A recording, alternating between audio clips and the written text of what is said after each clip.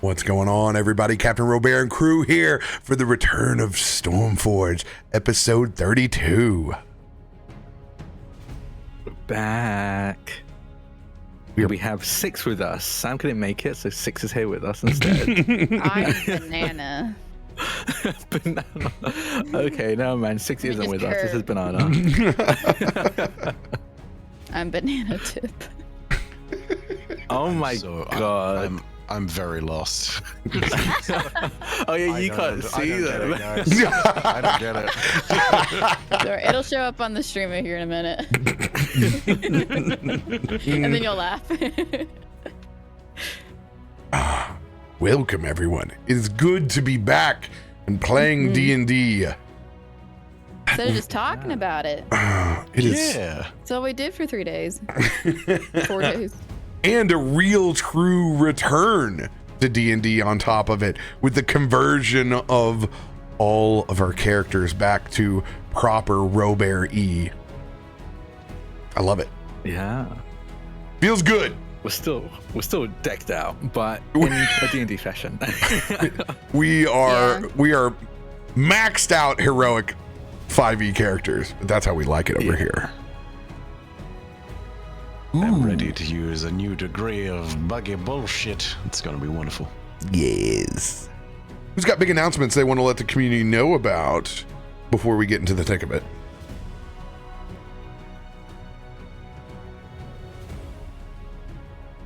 Go ahead, Drak. So, Yeah. hang on, I'm trying to think. Yeah, so some of you might have known that I've been talking about this quite a bit, but we have a Fabulous Ultimate campaign called Our Lives After. It was meant to premiere this week, but because we're taking part in the global strike, we're going to be premiering next week. So keep an eye out for that on Stellar Luna's channel at 8 p.m. Eastern on Thursday. That's the 1st of February, I believe.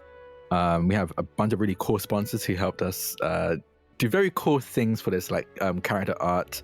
Some of us have like bits of cosplay items as well. And something cool that you'll need to be there to see. So I highly recommend not missing out.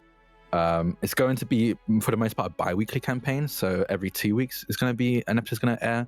But for the first episode, it's going to be 1 week next week. And then right after that, and then the week after that, it's going to be episode 2. And after that, we'll be returning to the bi-weekly format. But yeah, also Beyond the Brook will be returning with the second half on, Oh, yay. I believe, the 2nd of February. We took a bit of a break because one of the strike, and 2, Ed and I are the editors for it, and I will be entirely honest with you, we were so tired and we just needed time to do nothing and relax a little bit. So we're going to be coming back full force on the 2nd of February with episode 6 of Beyond the Brook. And I believe there's still dice available if you want to get some Beyond the Brook dice. A lot of it is sold out. I'm pretty sure like half to 3/4 of the product is all sold out. So get that while you still can, because if you don't, that's going to be the end of it. It's limited edition, so you want to get it again. They'll be worth yeah. millions in 10 years. Yeah. So Millions get 'em in now. 10 years for sure, definitely. Or you can use discount code Brook to get 10% off anything else you buy at Die Hard Dice. And that'll help kind of support us as a group, as a cast. But yeah, that's pretty much it, I believe. Yeah. Yeah. Support your players. Woo. Speaking of, you reminded me of what I was trying to think of. Eden Falls Season 3, which is our charity nonprofit that Ed and I are a part of. Oh, wow, this is so cinematic. Yes, Eden Falls! Season 3. It actually airs over on twitch.tv/Wounded Warrior Project at 1 p.m. PT on February 13th. And then it'll be following every Tuesday up until 10 weeks from then. So that's somewhere in April, I think. But yeah, so GM'd by Edward Smits. I'm one of the cast. And then we've got Game James Games, Justice Van Cho, and Caustic Phoenix. So Becca. Hey. Yeah. Oh, she's incredible. I love her character so much. Does it? Any announcements for you, Bife? Just to jump in real quick, sorry, Bife. Because I forgot to mention the dice company is Die Hard Dice. Go in Die Hard Dice, you can find the dice there. I realized started talking about dice, I don't know where you can get it, which is not helpful for anyone. But yeah, Die Hard Dice, they're creating the Beyond the Brick dice. So check out their website, you can find it all there. I have literally nothing good to announce this week except for the fact that I will be trying within the next couple of weeks to get YouTube Shorts going properly for the first time ever.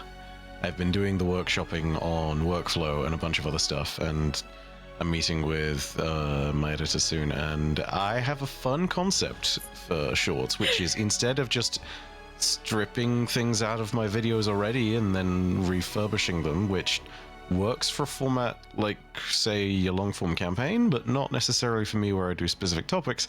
I'm just going to find all the weird tiny bits of stuff in Destiny. I was going to say shit, and I thought, I can't swear, but I can swear. You can. Yeah, I'm going to find all the weird tiny shit in Destiny, and I'm going to tell you about it.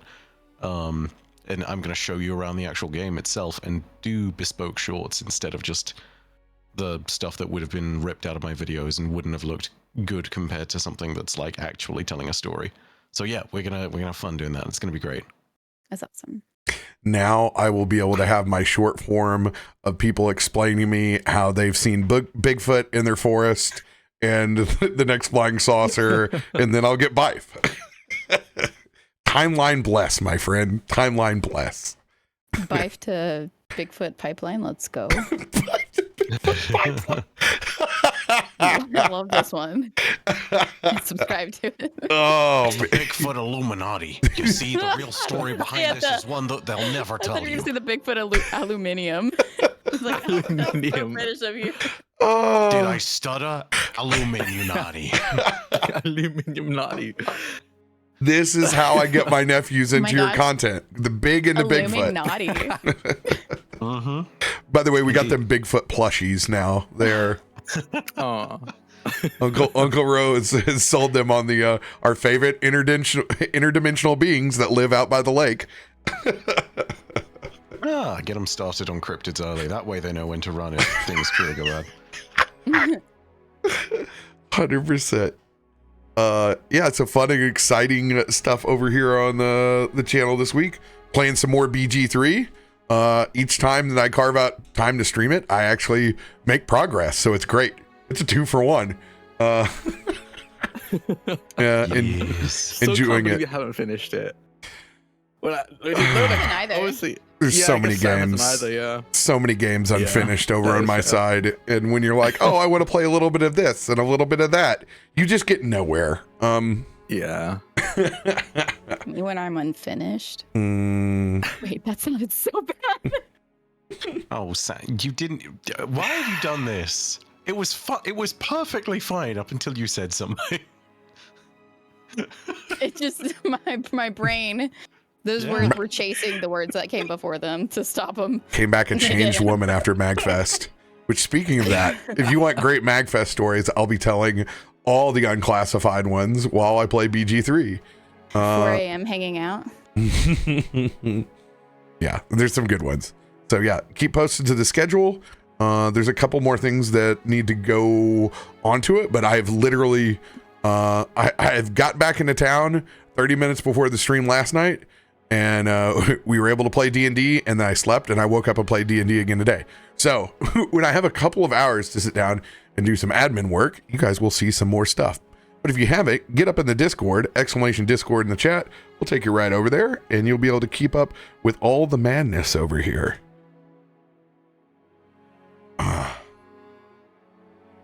Oh, and yeah, I will be playing D&D again roughly 2 hours after Stormforge over on my buddy Ted's channel at Nerd Immersion, twitch.tv/Nerd Immersion.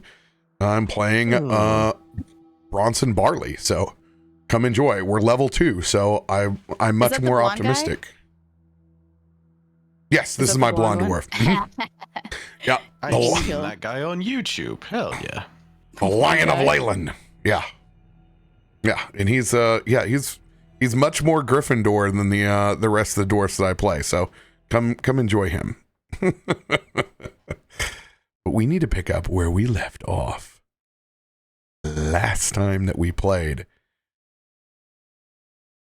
with the entire party pushing through the caverns of the wreckage of the former recycling plant, finding bit by bit of combinations of man and machine. It has all culminated into this moment of following the ancient bones of something very, very eldritch and long past. Coming into contact with an elder brain of sorts, long rotten. You guys have seen the combination manifest itself to Neolithic, but part rotten and necrotic and part machine, also encountering a Voshborg that has claimed that all of this has been held in a 148-year-old stasis. With no way out, you all were forced to fight the Neolithid before leaving, receiving the boon of the Voshborg himself. We pick back up in the moments after Kallisto made the kill shot with Dark Heart and imprisoning some sort of mechanized soul inside the gun itself, with a connection to whatever all of this means, pulling in visions to you of what appears to be the first combination of literal flesh and machine into a new entity. We will pick back up moments after your revelation, Kallisto. Still underground, and whatever this piece of pocket dimension is that you've wandered into.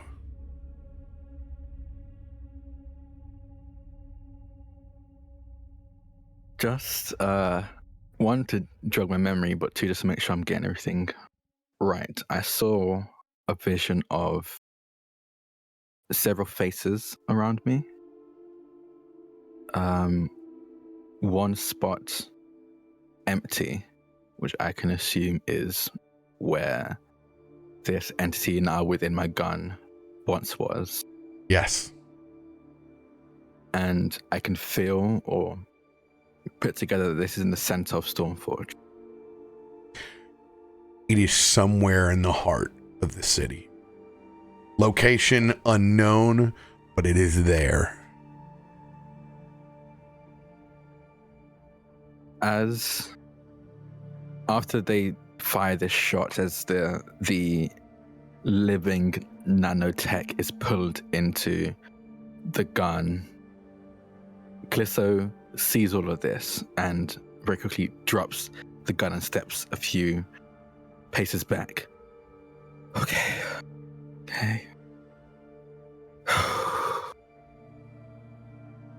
Okay. And I think we'll just drop to the ground, on their ass, exhausted, just physically and mentally exhausted. Wally would hear this, and she would be coming back to the ground with Myshkin since he was closest to her. And as soon as her feet touch with Myshkin's, she hears the thud of your knees as they hit. She would turn and almost for a moment not recognize the man that she has been with for years now, because she's never seen him like this. She would run over there and just quickly falling to her knees and grasping your face and just, Kallisto, are you all right? And lifting your face to meet hers. There's a moment where he doesn't respond. He lets you cup his face. I'm looking at you, but not looking at you. Very clearly deep in thought or panic. And then they come to and put their hands over yours.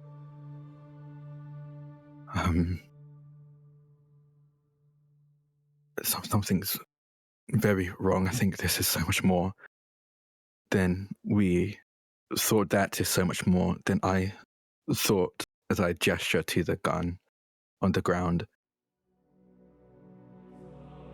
Would Lolly We need notice to go back. anything with the gun? Since she had heard it once before, but... Not in this case. It just looks as if it's always looked when it was kind of more dormant. Mm-hmm. Feeling the warmth of your hands on hers, she would probably just gently trying to calm you with, like, you know, those gentle, like, thumb rubs on a cheek, like that.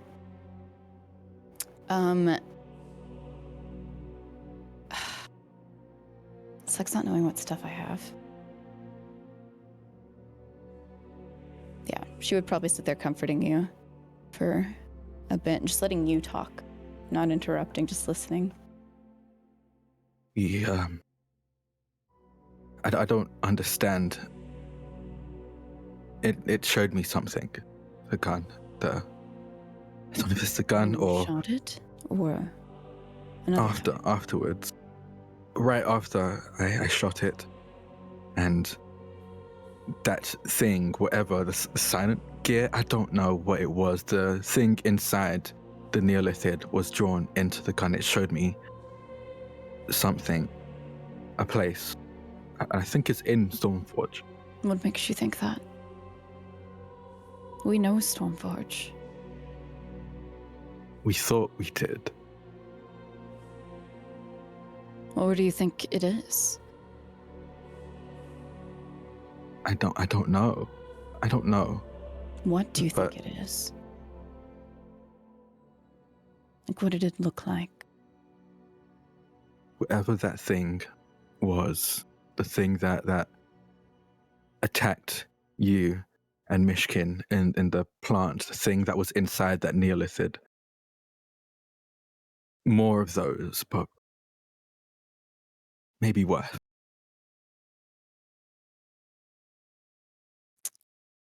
Breaks eye Hearing contact with you. this point of Kyber doesn't- conversation. Oh, so sorry. No, I said as Kyber does something. Yeah, hearing this point of conversation, Kaivar would kind of like gingerly scoot forward, and he would offer his two smaller hands, one to each of you. He doesn't say anything mentally, but you've seen this before. The indication is that you'd be able to pass the vision of it. Like you Via did mind with link. Lolly and Farouk outside of Yes. Wilderwood. Okay. Absolutely. Lolly just would make eye contact with you again and just starting to lower her hands. Just grab Kaifar's hand. It's safe. And she would reach out and grasp the hand closest to her. Glissa takes a moment and seeing you take Kaivar's hand. As you stutter, she would then reach down and grab the hand closest to her of yours as well. Almost as if you were the last bit of that cord that needed to be connected. And I would assume the rest of the party would follow suit as well, slowly walking up this ritual. Kaivar has arms to spare for sure. Farouk, I guess, can grab a foot or something. I don't know. You got a lot of feats, I heard. Yeah. Oh my god. I will take Kaivar's hand. And I think there'll be definitely noticeable resistance at first. Not because they're like actively pushing you out, but almost like there's a, like how it's hard if you have a muscle tense for a long time, how it's hard to relax it. That they Like- have to make effort to relax that wall that they try to keep up mentally. Like walking through waves in a surf, but it's just above knee height. You still know the way Yeah. you're going, see it perfectly, can plot the course, but there's resistance from time to time because of the... Just, it's the way it is. and it takes energy, it takes effort to slow and pull back the tide, but they do, and allow you, and I suppose by proxy everyone else, into their mind enough to see what they saw. And to the best of their ability, Kallisto will try to recall exactly the vision they saw.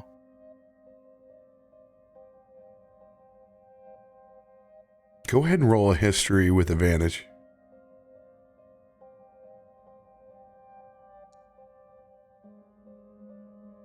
With advantage. These low numbers are freaking me out. There you go. Okay. 19. Yeah, that's so. Just 19, we didn't even hit it. The DC 38. Just think of 20s are what 30s were, and your brain will slowly begin to connect again. Size again. I'm not used to the.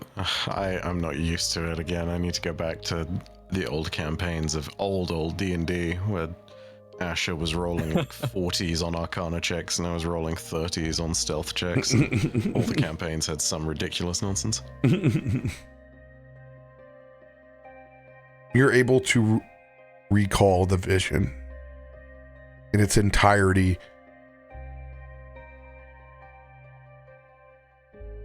Everyone beginning to see the same troubled truth as Kallisto did.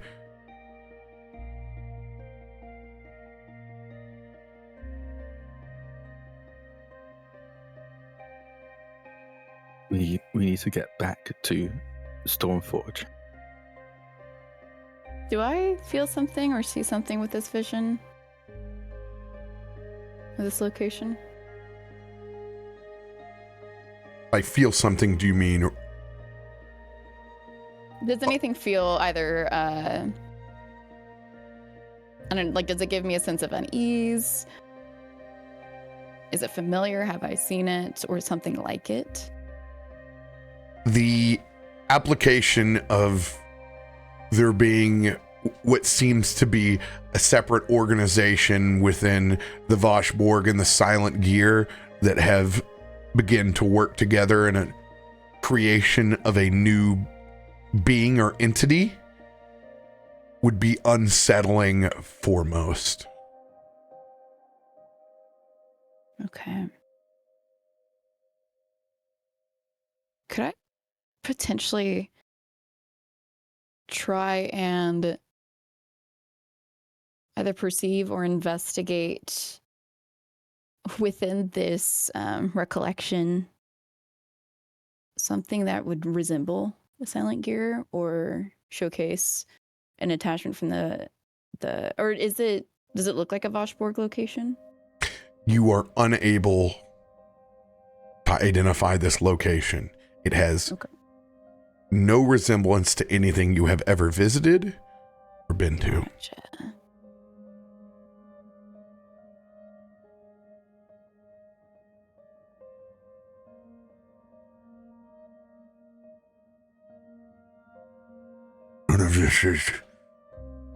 None of this is natural.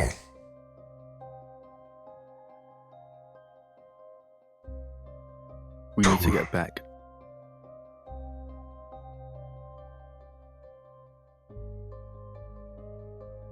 Where do we start? Lolly would look up at I don't recall his name. Fane. Do you have an answer for us? I know you gave us one, but it wasn't ideal last time.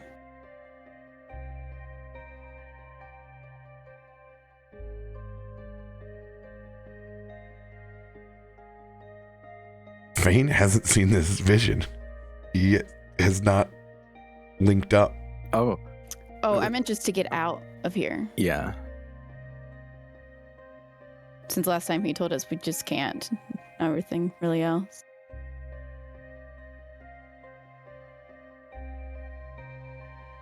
It is possible to leave now. What changed?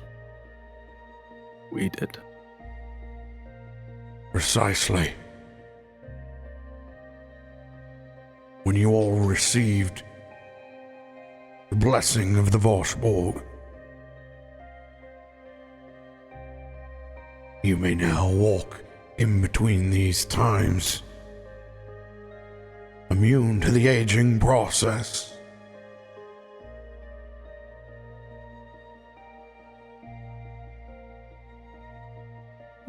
Can it be undone? No.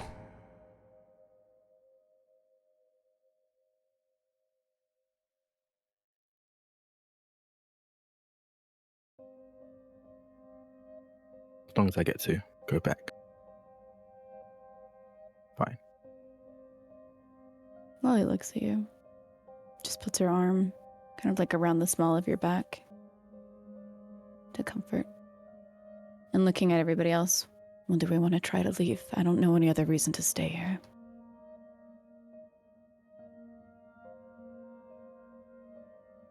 I will continue to push for answers. But I believe that I must follow you as well and leave this time behind.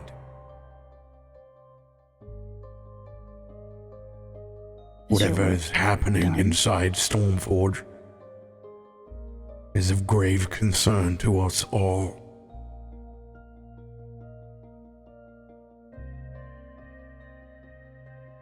Well, thank you. When we leave here, this one, Kaivar, will not age. Yes? No? Aging will be purely but a number of choice.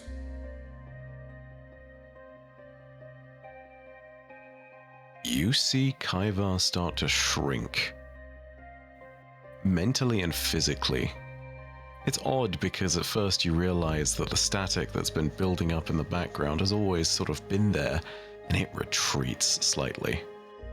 It's only noticeable now in its absence. He is physically and mentally trying to fold himself up. Almost like he's hiding a little bit. Something has got him a little bit spooked.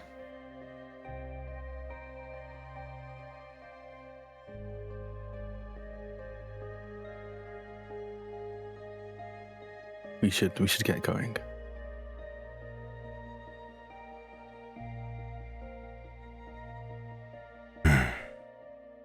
I agree.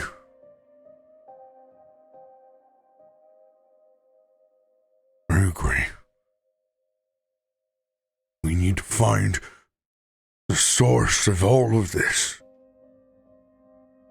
They went to great lengths to exile this knowledge, to eliminate Fane's work.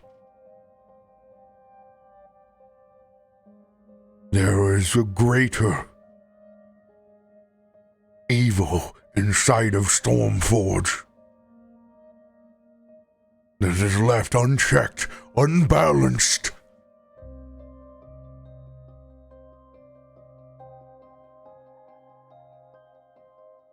I'm ready to leave when you all are.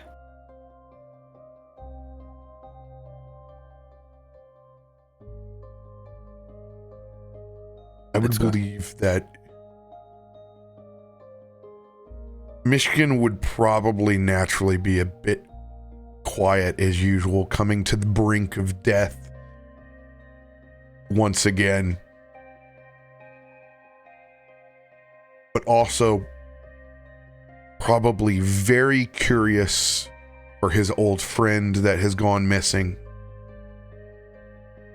And also, what of this side or inner organization that is no longer purely the silent gear.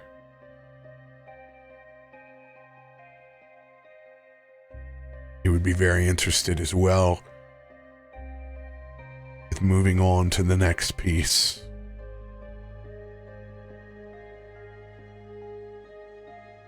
Fane, What should we do of containment with this site? Is there anything that we can do to help?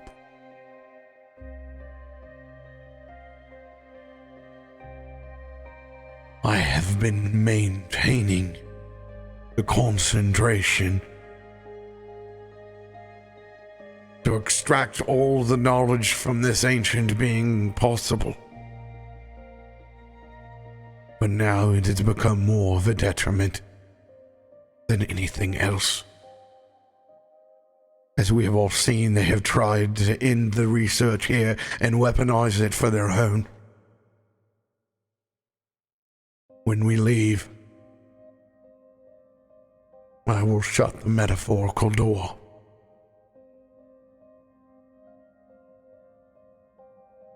And this instance will be left behind us to the ages.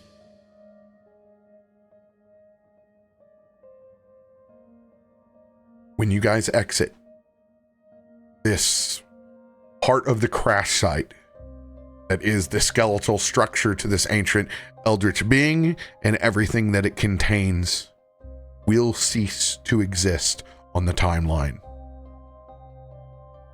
So that includes any of the mechanizations that have gotten here via the recycling center. So nothing can manifest when that ceases to exist. No stray parts of small bits and pieces of machine. It is a clean break from this source.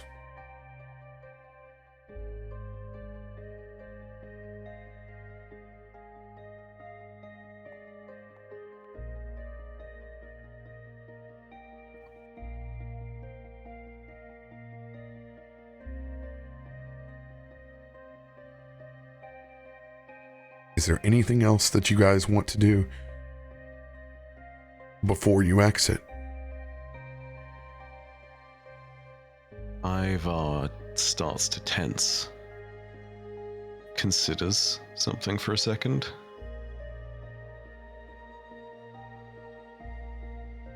Takes a hold of the upper stems of his antenna and begins to twist between his smallest mandibles. Almost like he's halving them. They break free and break loose. And then they simply fall off. He places them gingerly on the ground. Thinks about burying them a little bit in the dirt and the regolith of it all. But then just leaves them. And walks away.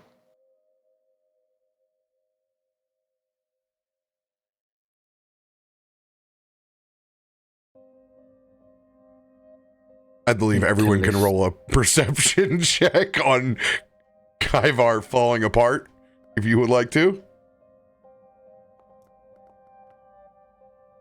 I'm in my own head. I don't think so.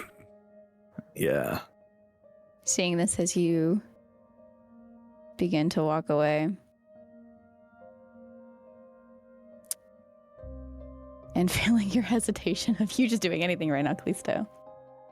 She squeezes your hand and looks up at Farouk. Do you want to talk to him?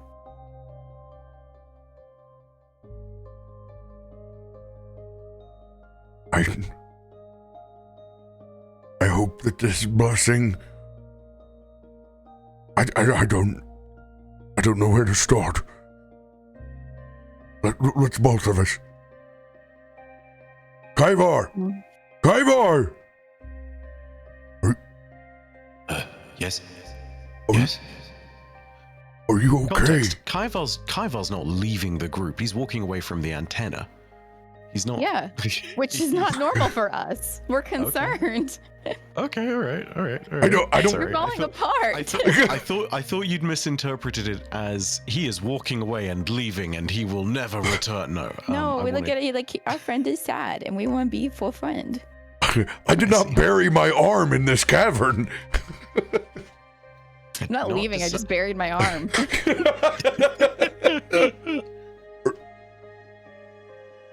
Hey, Yes. Is this normal practice for you? She says, looking down. No. But this one Kaiva must grow. Use opportunity. Yes? Where it arises. Yes.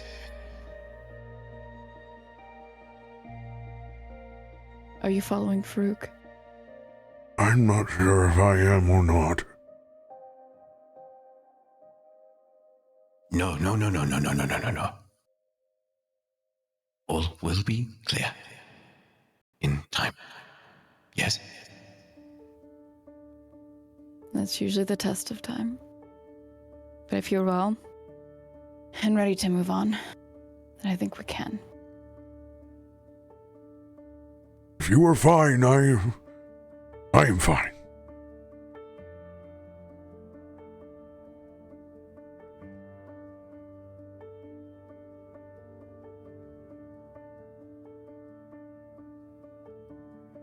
What does it look like with no... Is it like us without eyebrows all of a sudden?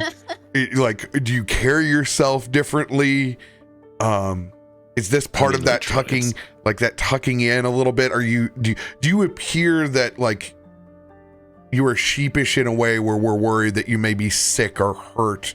I guess I need to do an insight check on this myself instead of just being a Yeah, roll an insight. For sure. Oh, I am the easy DM. peasy. I do what I want. You shall reveal your secrets. You will not get the secrets of your character arc for yourself. No, they are mine. I mean, the visual aesthetic is a little bit like watching someone walk out of the barber with a fresh haircut, to be honest, but it's also that sense in terms of looking a little refreshed. Kaiva was shrinking in on himself prior to everything, and having just sort of halved his antenna, the bends that previously were there, where it became more articulate towards the top, they've started to sort of reform, and it's almost as though the digits inside are slowly starting to realign. It's like the chitin has reacted to what's been done here. Kaiva does not have the same mental presence as he did when he started shrinking, but what is there is more resolute. He seems genuine with his note that he is actually all right. As for what all of this means in time, who knows? I think I would turn to Lolly and just... I believe this is just bug stuff. I don't even need to talk.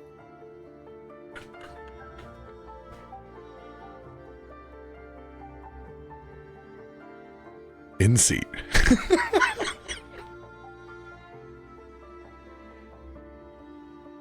I think Kallisto, like I said, is very much in their own head.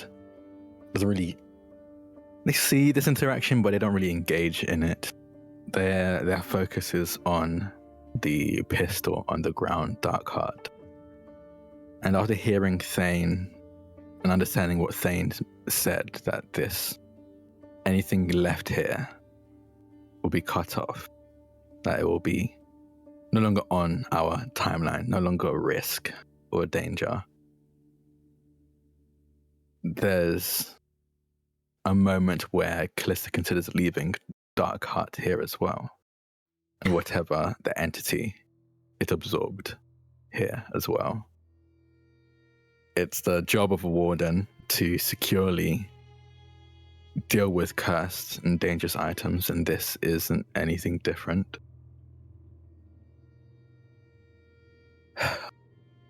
But it's also the only lead he has on whatever's going on in Stormforge with the Silent Gear and the Voshborg. So he's really deep in thought, trying to figure out what he should do, what he needs to do, and what he wants to do. Seeing how they differ, and seeing what's the best course of action with that in mind. And I'll be honest, I think even I, Drak, I'm struggling to decide what to do. I hadn't even thought of the repercussions. This is not even fair for you to have to make this choice right now in a... Would you like a prolonged exit to give you some time to think about this? I think so, yeah. Yeah.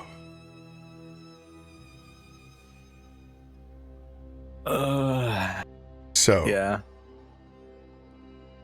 in this case,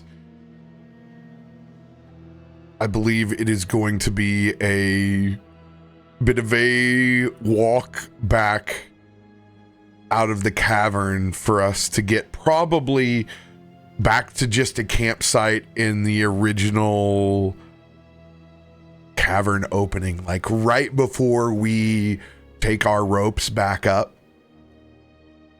We're going to do some walking and talking and kind of play this out.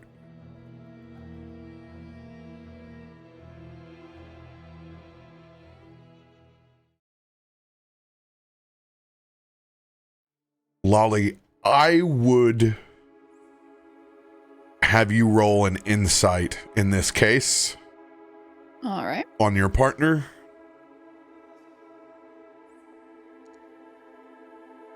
I'm 17. There is some serious contemplation at hand.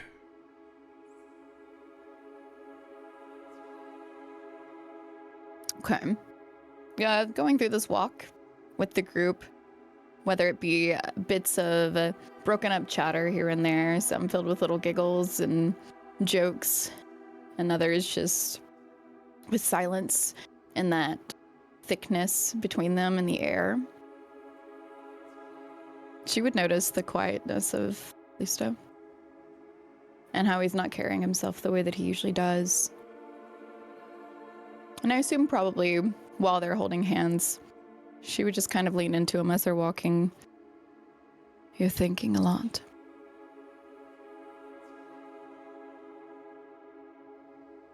He suddenly nods first. Yeah. I don't know what to do. About what? Leaving? No, I want to get out of here as soon as possible. I need to see Ziva again, see my mothers again. I'm not worried about that. I'm not hesitant about that. I don't know what to do with the gun. Your new one or one of your old ones? The new, Which one? partially biological one, the one that came from the heart of that dragon. With the vision that it showed you, though, don't you think that it could be integral? But with the Especially if you thing can that's leave it to in it now. Stormforge. Yes, but the things we saw, one of them is in that gun now, and as far as I know, it's contained, maybe, but nothing here, nothing that's happening, we know or understand for sure. If I leave it here, from what Thane said, it'll be cut off entirely. There will be no returning it, or it returning to wherever that place is, whatever we saw. Well, But like you said, this is also our only lead.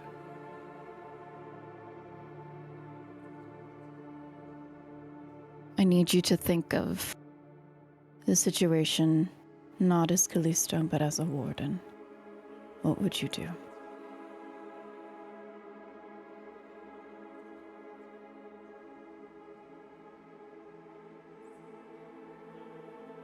as a warden, it is our job to keep both civilians and adventurers safe from threats and themselves.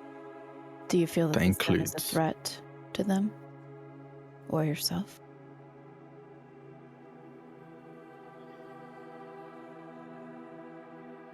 I think that there is a chance it will be, yes. Non-zero. Well, I feel like that's anything in life. But this could also be a help. But it could not. So, whatever feels heaviest, lead that way.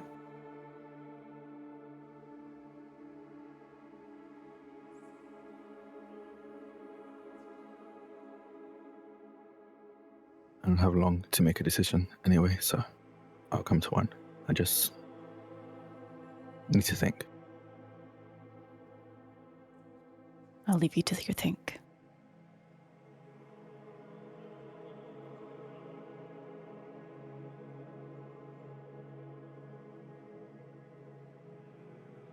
Kelthud would definitely join the both of you after a little bit on this stroll. Not exactly what we thought we were going to find. I didn't kill that. No, You're right. Well, good news, bad news. All right, shoot. What you got? The good news, well,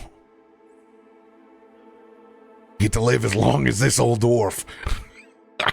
The bad news is, it sounds like you're stuck with me for quite a bit longer. I don't How know. does Kallisto react to this joke?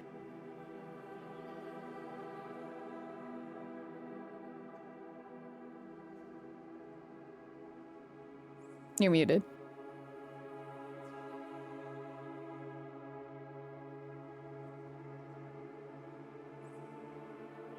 How does Kallisto react, or did I mishear? Yeah, Kallisto, just because it's a joke and Oh. Kallisto's like very in his head. okay, hello. There you go. Hey, Okay, there we are. there we You're go. back. Yeah. No, I just said Kallisto doesn't really react to the joke. He's still very much thinking. And I think it would then turn to Kalthud. I have a decision. We, as wardens, I suppose this is not just me, we have a decision to make. This gun, the one that was forged, that was created, that made itself from that dragon's heart, that arcane dragon's heart, it's dangerous. Or it could be dangerous. It was dangerous, and what it has now in it definitely is. But it's also helped us get some sort of answer. Though it did generate more questions, it gave us something to go off of. And I can't decide if I should keep it or throw it back into these caverns to be sealed away from time.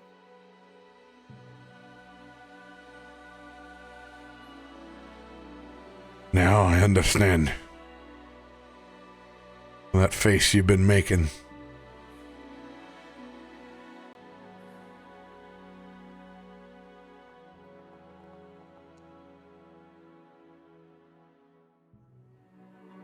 There's no easy call. If you toss this thing, we don't know the capabilities of this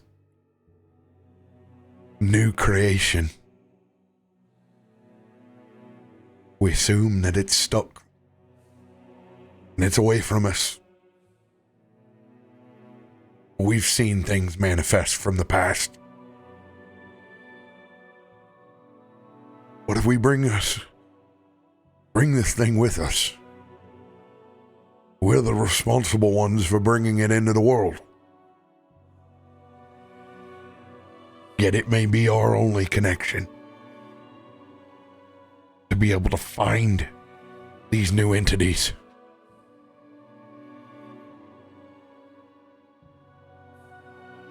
Ultimately, this is your call, Kallisto. I trust that you'll make the decision that's right for yourself and as a warden. I am long removed from casting judgment on your decisions.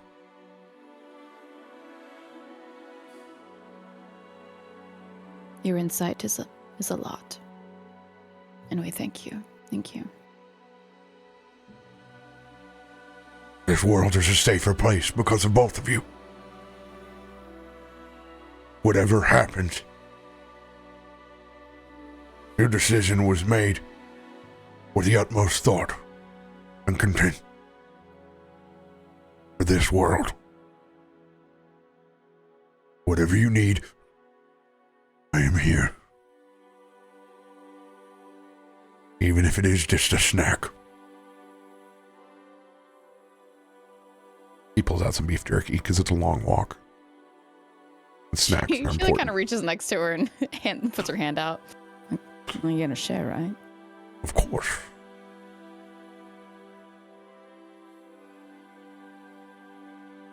And eventually your long stride. Oh, go. No, just thank you, both of you.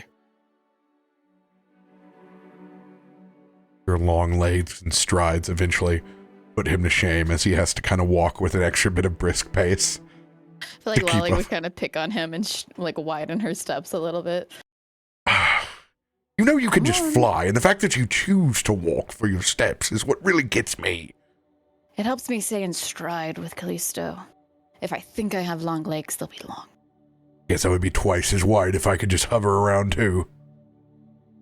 So, have you ever walked and been holding a chicken at the same time? I want you to imagine that the chicken is approximately, you know, a chicken's head will stay in the same place even if you jerk the body around a little bit and just like... What is this comparison? I grew up I'm raising loving this. chickens.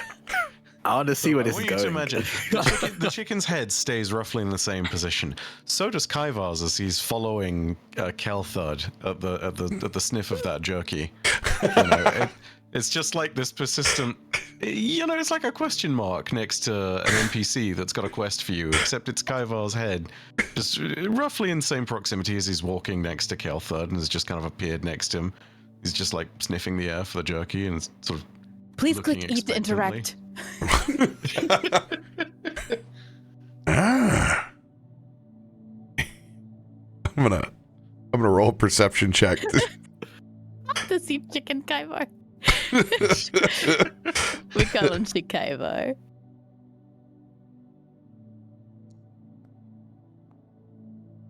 Oh. NPC still I am completely oblivious of your interest in jerky with me, totally focused on my own. It's just like you're walking at the very far left-hand side of the group or something, and Kaivar is trying to walk at the left-hand end, but you know there's these inner croppings of the cave wall that keep coming up, so Kaivar's head still roughly stays in the same place, but his body is trying to like adjust around all those corners. It's just like this ridiculous appendage that you have in the form of Buggy Boy. Oh, God.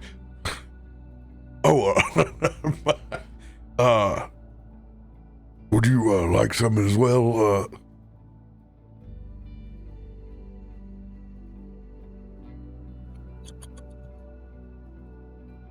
Are you just gonna Just keep take- staring at me, Kaivar, or do you want some? Yes. Please, yes. This one, Kaivar would like to try. I'm not used to that, you know. It's still kind of rattles me bones inside here. Cave Yeah, echo. You just hear the clack clack of mandibles from then on out. Faroük is not far behind. I knew I smelled something good. Oh God, who are the two old Muppets who just heckle? Because I feel like that's Yeah, I hear it. Yeah. It's Farouk and Kaivar right now. As y'all are running up, and I think Lolly would notice this gaggle in these voices by now. She would just look at Kiltha and just, see, you're stuck with us. Oh, bother. Good thing I brought extra. As he just starts pulling out stick after stick after stick. He's a well-prepared dwarf. He's our favorite.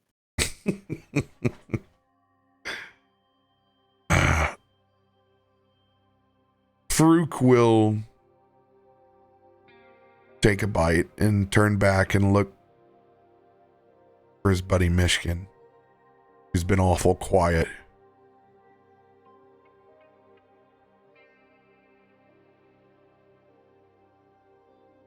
Just kind of contemplates to himself. He understands that this journey that's brought him here to Stormforge has gone in a very different direction.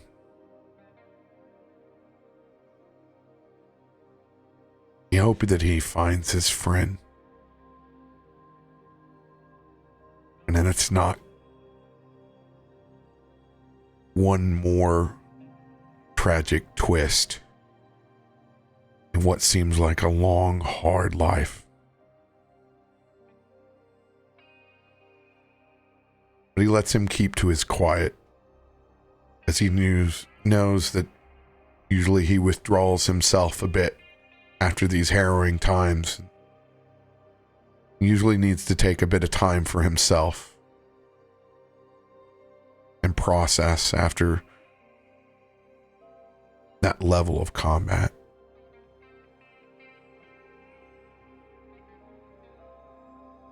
I'll get to you, buddy.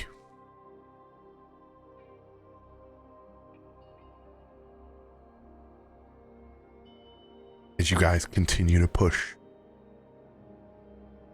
back through the caverns, recollecting on the souls that got stuck here and the machines that shackled themselves to them. You realize that you're in something far greater than just putting flesh and machine together. This is as sinister as the nine hells. It's just a different soul coin, a different spin on the same ancient evil.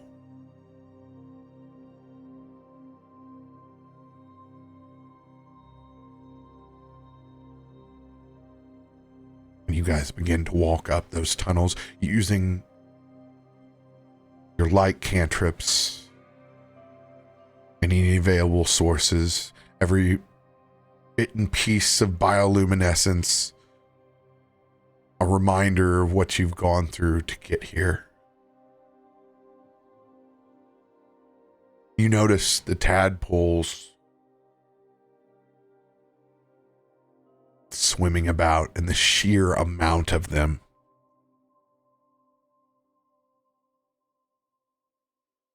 If this site weren't to be closed, the sheer havoc that could get out of this place is terrifying to think of. Far beyond the reach of what a single party could ever handle.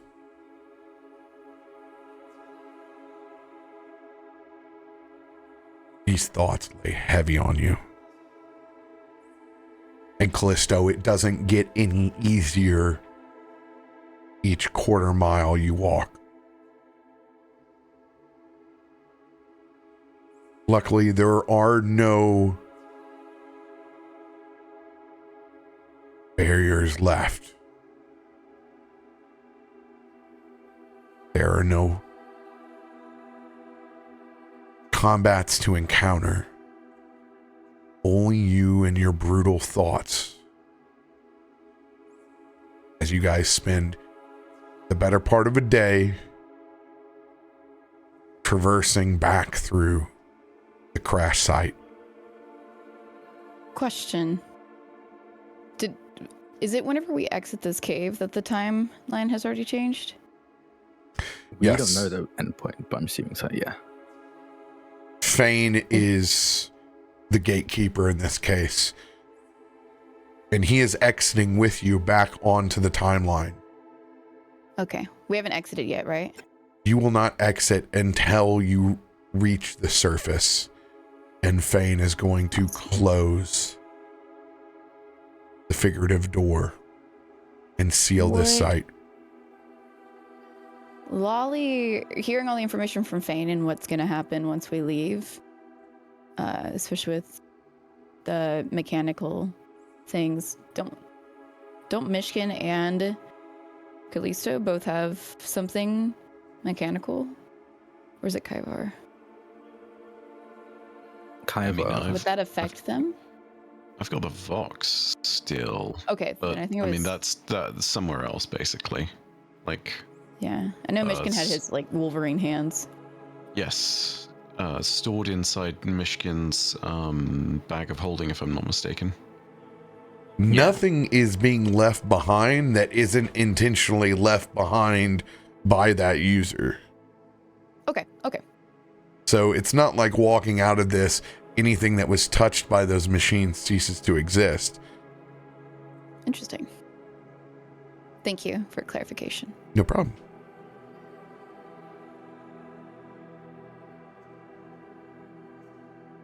I think Drak has come to a decision.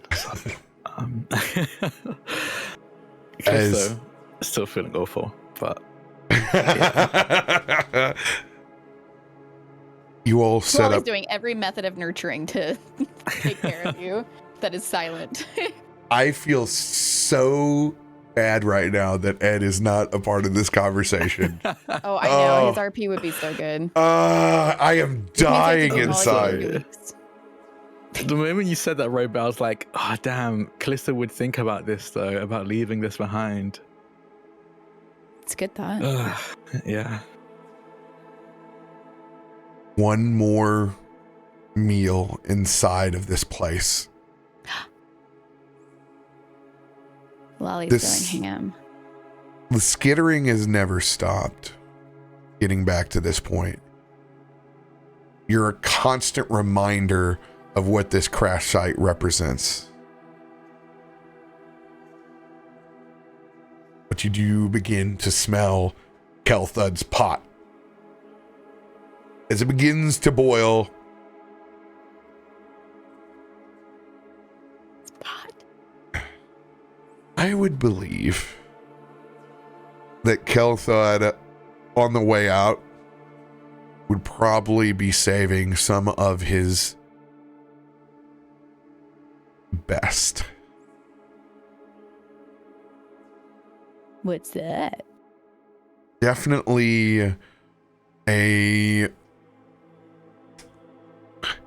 style of like sour braten where he has a little bit of red wine left over and some good chuck roast as he begins to put the Mirapo all in. You can smell those vegetables hanging out and all the little brown bits left over from his cubed up chuck roast, as he is going to put together a fine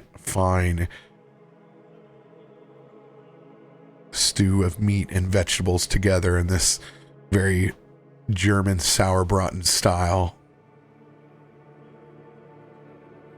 And there's that little bit of dwarven creature comfort that goes, God, you can't wait to be back at the forge.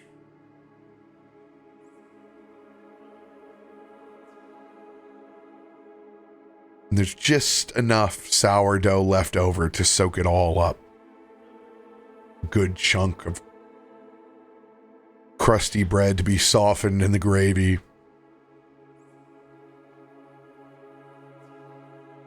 as everyone has collectively found themselves a comfortable seat. Ropes are still intact. You certainly haven't missed the breeze up above that occasionally comes in. If you're listening close enough, you could hear a growl from Loluphia's stomach.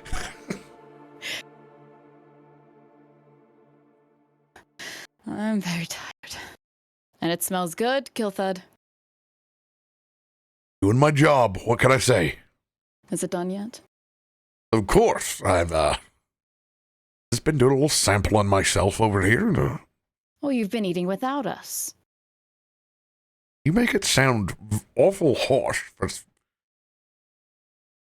I'm getting hangry, as Ziva likes to call it. She says, walking over. Let me banish the hanger, shall we? Let's do that. Where's Kallisto in this moment? Because she would have her eyes always on you, not far away. Kallisto's not too far behind, but I think it's again the kind of case of deep in thought. It's kind of going through. They kind of switched on autopilot of like going through a process of waiting for Kallisto to be done with the meal, taking a seat by the fire and eating. But there's not the usual enjoyment on their face as they eat. It's just, again, I have to feed this physical body, so that's what I'm going to do. Lolly is slurping next to you. Finishing a bowl faster than I think you ever could see someone her size do. Throws down Kilthud food. You weren't kidding. No, I told you I was hungry.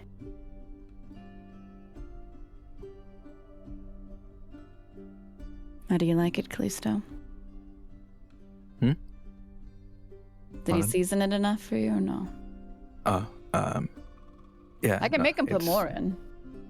It's fine. It's good. It's good.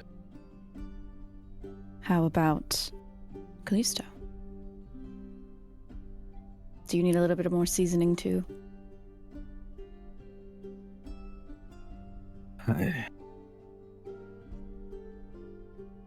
don't know.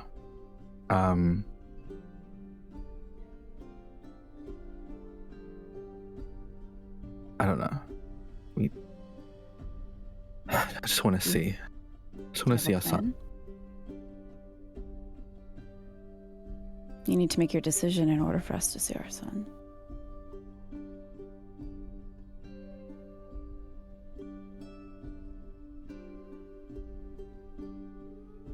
Before we haven't left yet. Just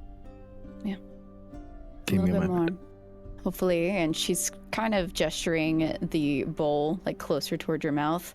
This can give you the right brain power you need. Yeah, I'll make the best decision. She leans in. She's like sitting there leaning in and go ahead, eat. I'm waiting. I think Kallisto. Okay, fine. And we'll start eating with a bit more more gusto. Yeah, the greens are actually good. He's just pointing like where you're spooning. He'll eat with more gusto. You know, like how a mom feeds their baby and like they kind of open their mouth as they're like trying to feed them. Every time you take a bite, she's like, okay, yes, okay. Good. Dexterity, are you falling into the food? I might as well be. You hear the clumsiest slurping and chittering possible because mandibles are a little bit like trying to eat soup with a fork, really, you know? Like it's only good for frothing it up and getting it vaguely close to the mouth, and that's about it, you know? Like eventually you see Kaivar just dunk his face into it and it slowly starts to drain. See, Kaivar's enjoying it. Please don't do that, actually. Yes, no, it would be awful to get that out of my beard. Don't worry. I could just press prestidigitation. Or wait till Ziva does it. We haven't seen if he can do it right. I don't think I want my face to be the test subject. God, he He's like a Saint Bernard trying to eat that over there. Half of it's on the floor. Well, I would say compliments to the chef. I think that's a good thing. Kaiwa's eating like that. Yes. Don't do that. Don't talk with your mouth full, Kaiwa. You just see like a few bubbles escape the soup.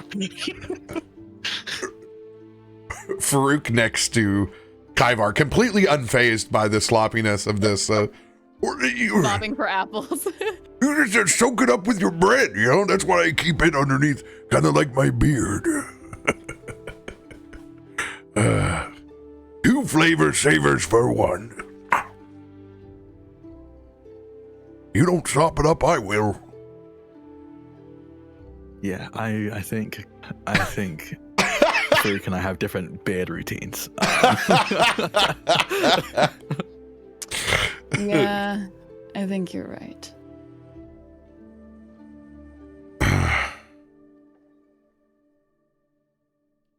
As you guys all get a lengthy meal and a nice rest,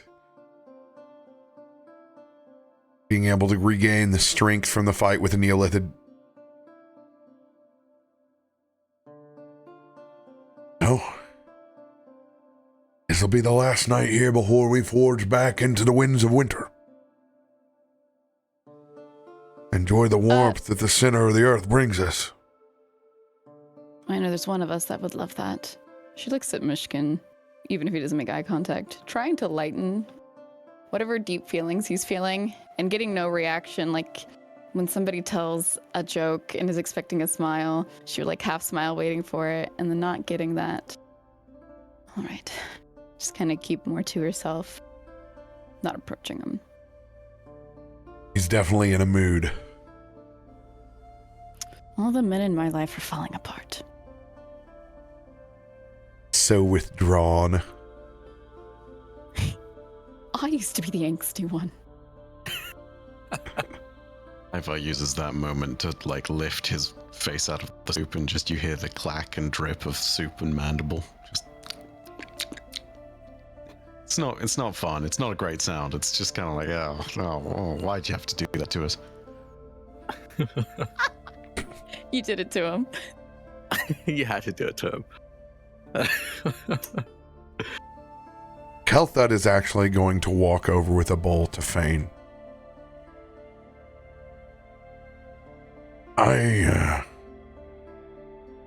be dead honest, I don't know if this is something that is necessary for you, but I wouldn't be able to sleep with myself if I didn't.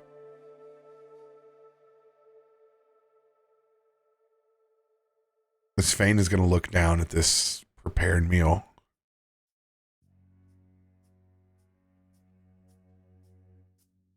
Well, it is not required.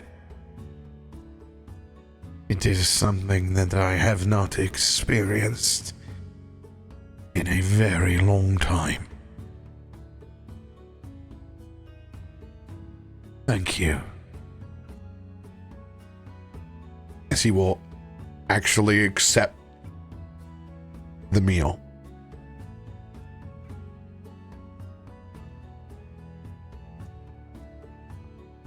And stop hovering and sit down. Dang it. Very pedestrian like everyone else. She's still so focused at making sure Kallisto's eating. Doesn't even notice the wildness happening over here.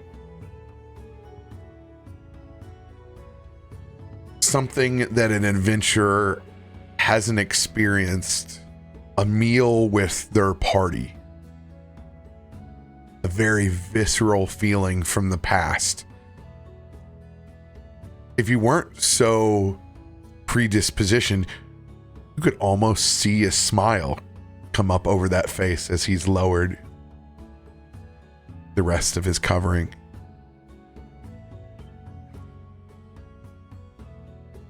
Kelthud turns around as if he's walking away from a 1990s Michael Bay explosion. His smile couldn't be any wider, that he's essentially, for like someone the end of he Breakfast Club. believes is undead, straight up, fist up. Yeah, and he just Truly. freezes in the air. Everyone's like, That is a meal what? that could wake the dead. Kelthud, you have made your family proud. Yes. Let's go, Killthud. You're the best. Thanks, Killthud. There's two things a dwarf comes into this world wanting to do: dig a hole and cook a meal. He's in a hole right now, and he's cooked a meal for his friends. Oh, He's all digging. out of holes to dig. Yeah. This I am a gross dwarf stuff. and I dig a hole. You dig your hole. I love that we all know this song. It's maybe the happiest of any of the Barleys ever at any point in time. Because I'm not picking on him. You're I mean, preoccupied. right now you're not. Not as hard as I usually do. That's why they're always unhappy.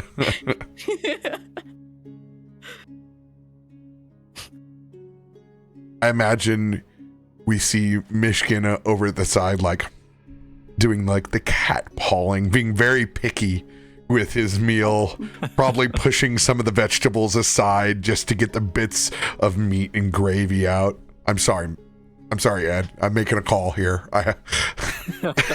He's like Viva does. You may embrace the vegetables when you get back. It was just a mood. He's like, Myshkin's a vegetarian. This whole time. How did you not know I was pescatarian? Piscatarian. Oh my god. Sam, Magfest has changed you. God. I was emphasizing your mispronunciation of pescatarian. I'm on your side. I'm just trying to elevate it. Sorry, it was all the really hot cosplayers.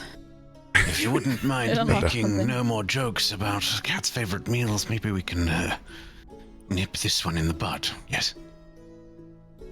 That's not from Kaivar. That's me trying to imitate Myshkin. No, it's great. I love it. Throwing Kinda it on just for like good that. measure, damn it. 'Cause, rah. It's good. Did Myshkin speak? It is my absolute favorite thing when he does his voice. God damn, sorry. Yeah. Don't, Yeah, we love don't it. mind me. We're in love with him. Everyone is. I'm just gonna simp on my fellow player for a second. It's fine. Hi Ed, how you doing? Hey, Ed. Does anyone want to do anything else before you guys lay down for a long rest and exit the cavern in the morning?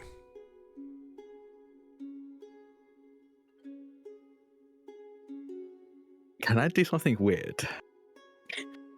I would love for you to do something weird when we come back from this quick break.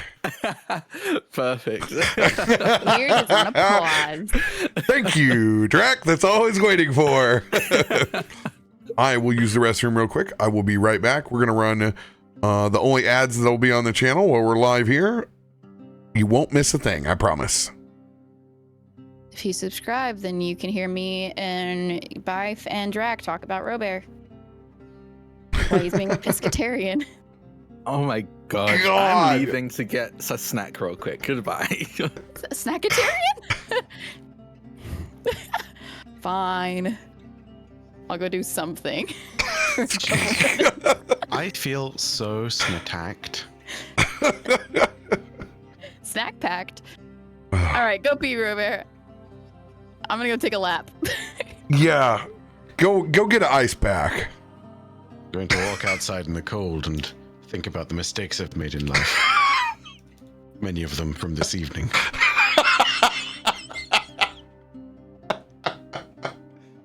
Well, if everyone else leaves, I have to stay. I mean, you go. I'll hold down Oh, the stream. thank It's you. all good. Thank you, Kaivar.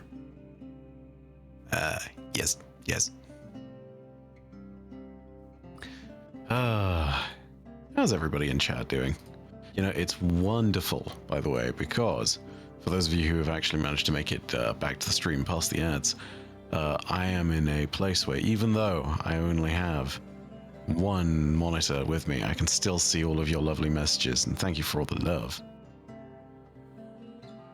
Bass Hunter, I guess if you've got a link, you go ahead and you post that in the Discord, guy. Generally speaking, whenever I try to do anything with RoBear's chat and links, the bot comes along and immediately bonks me on the head and reminds me that I am not allowed because I am not a mod, and randomly posting links is generally frowned upon when it comes to all of that. But you're VP, so you know. Actually, I don't know if I... One second. I don't have the VIP tag. I am bowing down to the superior tags on this channel, Bass Hunter. Hey. Now I just need to scroll down to the bottom of the general chat. How's everybody been doing? What in the world? Oh goodness. Oh no. The latest tea controversy. Today's media reports of an American professor's recipe for the perfect cup of tea has landed our special bond with the United Kingdom in hot water. Tea is the elixir of camaraderie, a sacred bond that unites our nations. We cannot stand idly by as such an outrageous proposal threatens the very foundation of our special relationship. Therefore, we want to ensure the good people of the UK that the unthinkable notion of adding salt to Britain's... Excuse me? Adding salt to Britain's national drink is not official US policy, and never will be. Let us unite in our steep solidarity and show the world that when it comes to tea, we stand as one. The US Embassy will continue to make tea the proper way by microwaving it. You monster. You absolute monsters. The lot of you. Heathens. Dirty, dirty heathens. Oh, goodness. I can't believe it. Look at what Bass Hunter has posted in the general chat over in the Discord. You and you dirty microwaving people who sit there and have never heard of a kettle. Civilization has not touched the foundations of the South, and therefore you make sweet tea because the only thing you can do is throw sugar and ice in it. No, never before has someone heard of the magnificent manufactured marvel that is a kettle. Something where you simply throw water in, press a button, and about 5 minutes later you will have a perfect temperature for tea. And I will say this too, Rachel is correct. Sweet tea is diabetes in a cup. I'm sorry, but it's absolutely true, and if you've been to the South, you just know it. I'm sorry. It's just completely true. I don't know how your own emotions tied to tea has caused the literal degradation of your audio quality. You've literally crashed Discord on yourself. Oh, damn. That's, It was like staticky and breaking apart. I think it was just the, it joining me in abject rage at the idea of all of this. And also, I'm, yeah, there's stuff going on in the background from stuff that I mentioned prior. Yes. So, yeah. Yes. Well,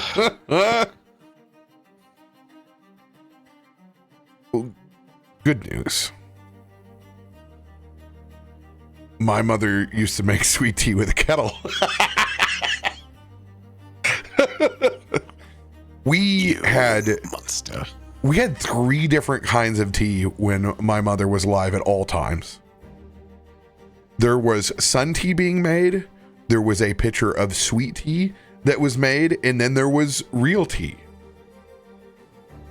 All going on at the same time. What is this conversation? Speaking of my southern mother and how every version of tea, a bunch of different teas. There was sun tea going on, there was sweet tea, and then there was actual real tea. Are these ones fake tea? I guess all teas are valid. Thank you for validating all teas. You know, I don't know if anyone's heard of this. Has anyone heard of the show where Gordon Ramsay and his 2 buddies, one from France, one from Italy, on a road trip? Yes. That's oh not my where I thought this was god! going. It's okay. The reason I bring this up is because they at one point went to San Francisco and had high tea, which is exactly what it sounds like. It is. Oh, it's not tea. not like high, like royalty. No, high Like, well, high yeah. tea. Blood, dude. We're talking. They had a lot more fun with that particular thing. That's so interesting. I love to see Gordon Ramsay high. I feel like that'd be so funny no, to watch. he doesn't take any of it. His face crumples into what I can appropriately describe as a cat's asshole as he's offered it and refuses. And then his other two buddies, Gino and Fred, take it, and they are absolutely shit-faced for the rest of the trip, and it's fantastic. Sequel to Euro Trip. It will age significantly better. I can guarantee you that. Have you seen Eurotrip? Not in like 20 years? 20 years. No. Oh, it has not aged well. It has aged like milk left in the sun. I believe it. It's really bad. Whew. Remember, comedy is about getting away with it. And that is the judge of the culture. When you go back and watch it, if it does or doesn't get away with it. You know what will age well? Us when we leave this cave. So just a clarification on this. This is not immortality. Yeah. This is more like a process of adding some extra years. The extent is the unknown. Ooh. Shall we get weird? Oh yeah, I said that, didn't I? Yeah. Okay. This is all going to depend on a single roll. Oh boy, I'm probably gonna regret this. Don't say that. As we lay down to rest, and I presume we take turns to keep watch. On Kallisto's turn, he's going to try to tap into Dark Heart to communicate with the entity or entities now that is within it.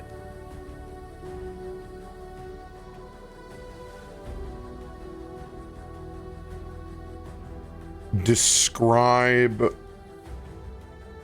where you're choosing to put your hands back on the grip of this gun. Are you with the rest of the group? Have you gone off for a walk? Set us the scene.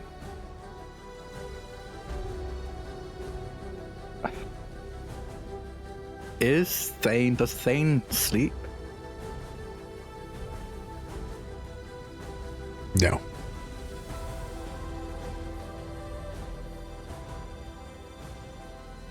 Okay. Kallisto will, as everyone lays down to rest, and Kallisto will wait for a while. Watch Loluphia's breathing to see when they've fallen asleep. And the same for everyone else. And we'll go over to Thane. I will be frank with you, I still don't trust you. But it seems we have and share an enemy. And that is enough for me for now. Can you just for 10, 15 minutes, I'm going to go back into the cavern, not too far, but just away. Can you keep an eye on everyone here? Of course. Thank you. And Kallisto will again retrace the steps, going down the same path. They're not going anywhere new. They're not risking getting lost like that, but they're going down the path they traveled going into the cavern. And I think we'll walk maybe 10 minutes away. So just walk for 5-10 minutes. And wherever they end up, they will sit on the ground, legs crossed. And with their left hand, the one now made of thunder or lightning, or specifically, will hold the gun in their hand, will hold Darkheart in their hand with their finger on the trigger. And the hammer cocked back as if they were about to use the gun. You can literally see the dig witch that contained the soul of one of the miners in this site sunken into the ground in that small cavern that you're in.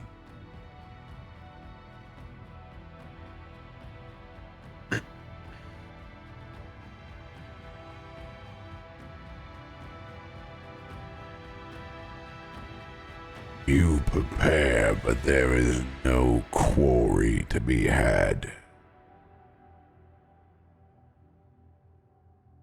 I just want to make it clear. You are a tool. Before, as your dragon, and now as a gun.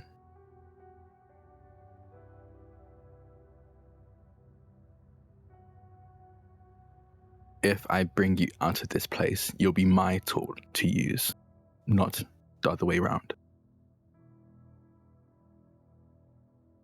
Let me ask you this. I've had my revenge. But have you had yours?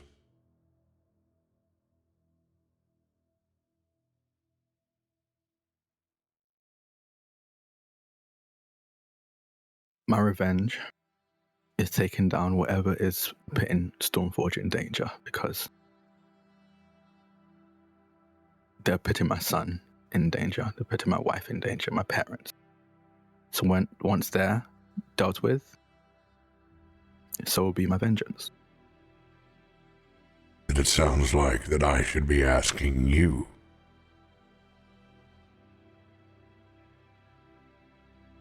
If I am the vessel of your vengeance, choose to use me wisely.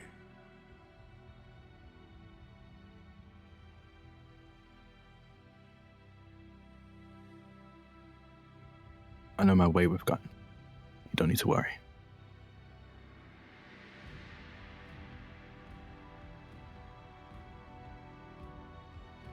And I am aware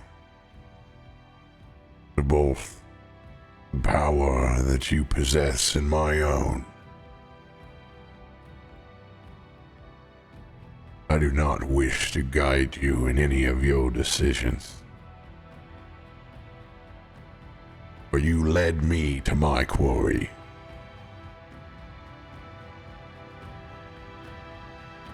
Know this.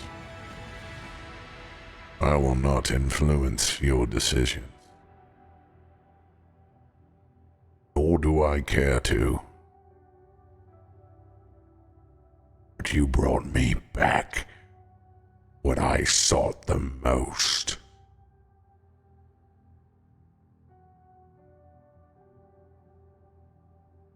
Can I roll an insight check on that? Absolutely. We have cards too, but they work differently. Yeah. You can add them at any Yeah. time, so you don't have to worry about it. I have yeah. kept, as best I know, let me double check that. Yeah, I've kept the I see the Streamlabs up to list. date. We have Oh, two perfect, D10s. thank you. Okay. Sure, I'll use a D. No, I can use it afterwards. So I'm You gonna use it I'm afterwards, gonna roll it. I'm gonna roll it first. Oh yes.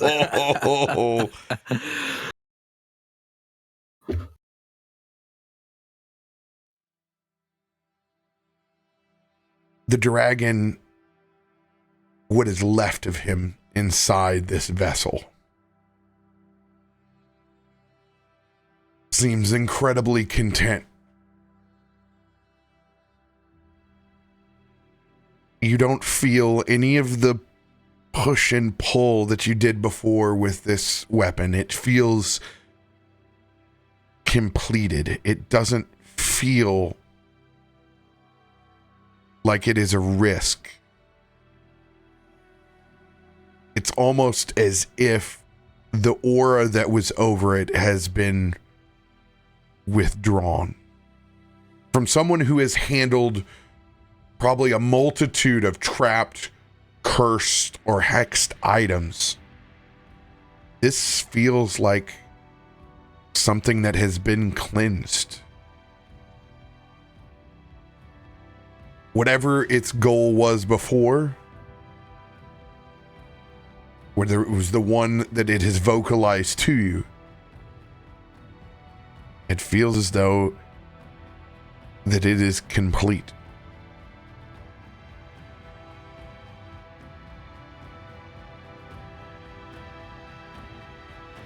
I believe you. Then I have one last question for you. Your quarry, the creature that was within the Neolithid, the thing that attacked our friend, where is it now?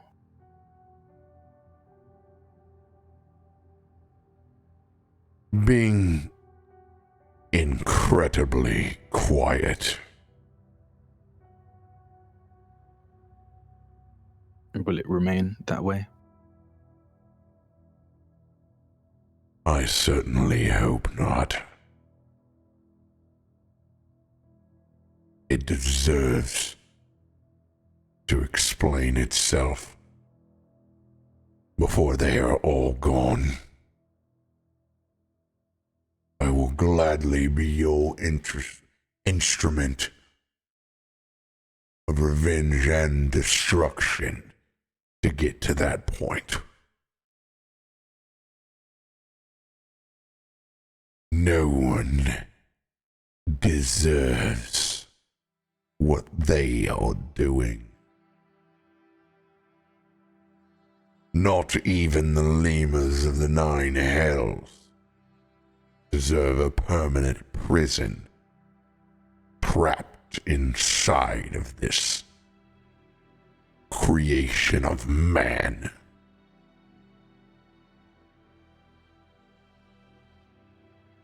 Dragons were not born into this world to serve as trinkets and charms to anyone.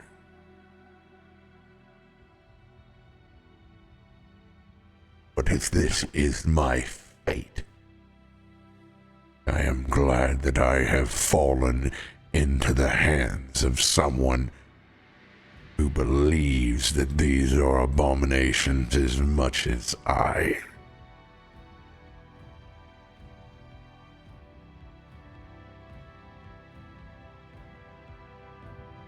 If they speak, you will know. And can you contain it? Is there a risk if I bring you out there that it will get out as well?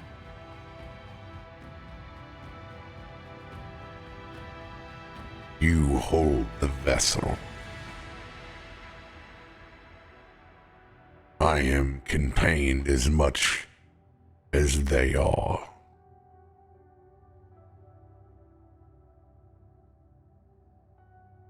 Like rungs of a ladder.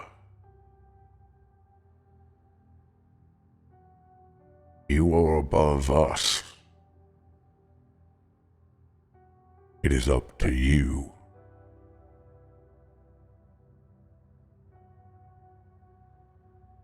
Okay. I need to get some rest. And Kallisto will essentially turn the safety back on, remove their finger from the trigger, return the hammer to where it was, and place Darkheart into the container, the box he's using to carry it around. and then return to the camp.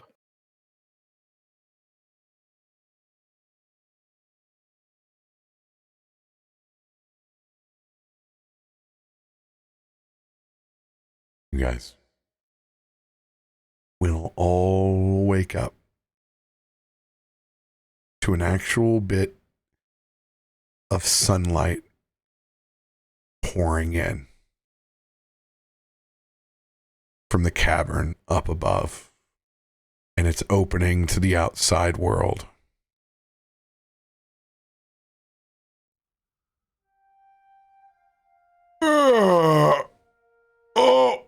Oh, that's gonna crack.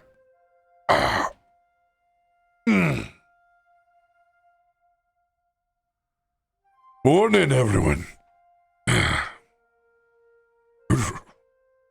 Morning, which voice is this?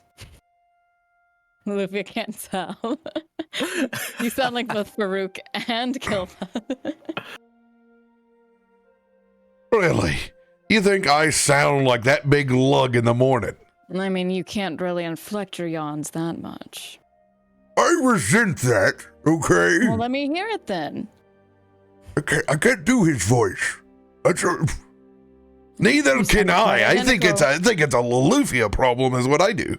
I have great hearing. Yeah. Actually. I think we sound completely different. Believe what you want. Can you believe that? She can't sort us out. Probably just hungry again, if I were to guess.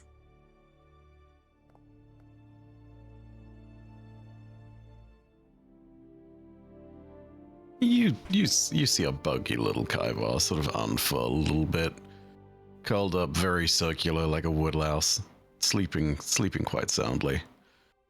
You see the kind of like reverse flail a little bit, stretches all 6 of his limbs, antennae flex out to their new shorter length, and then he just returns to his nominal shape. I want to be very clear that you're the only person that's turned the term sleeping like a little woodlouse into an adorable gesture.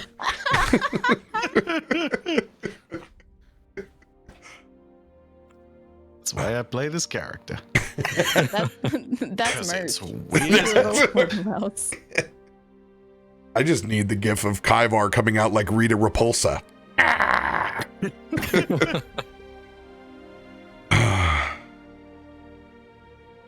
One day I'll learn to make gifts and I can Photoshop that. I just need to find a good image of a crate and some vague way of recreating the Rita Repulsa head garb for that.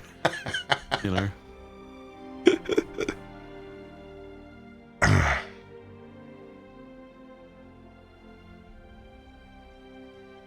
It is time to leave this place behind.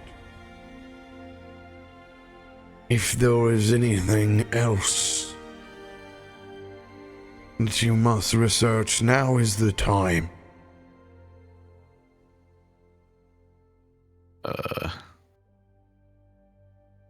Kaivar is going to really quickly rifle through one of Myshkin's bags of holding and to pull out his book again, just very briefly. One of the, I can't remember what they're called. One of the mining machines is nearby, right? Oh yeah, there's busted up dig witches all over the place. Dig witches. Yeah. Kaivar is going to go ahead and briefly see if he can absorb some of that psychic essence into the book. Sort of knows that there's something in there, and by giving it life within the pages, it won't necessarily end here in the dark alone.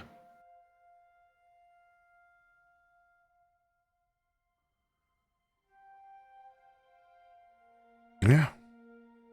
No specific role necessary. You've done this many a times. You will see Kaivar going past the constructs that have long expired, whether they were in battle with you or have begun to just turn to rust. Kelthud cleaning up camp. Myshkin putting away his own personal materials. Faroük checking in on Kelthud to see if there's anything left to sop up for this early exit. Occasionally looking as if he's helping with a pot or pan or two.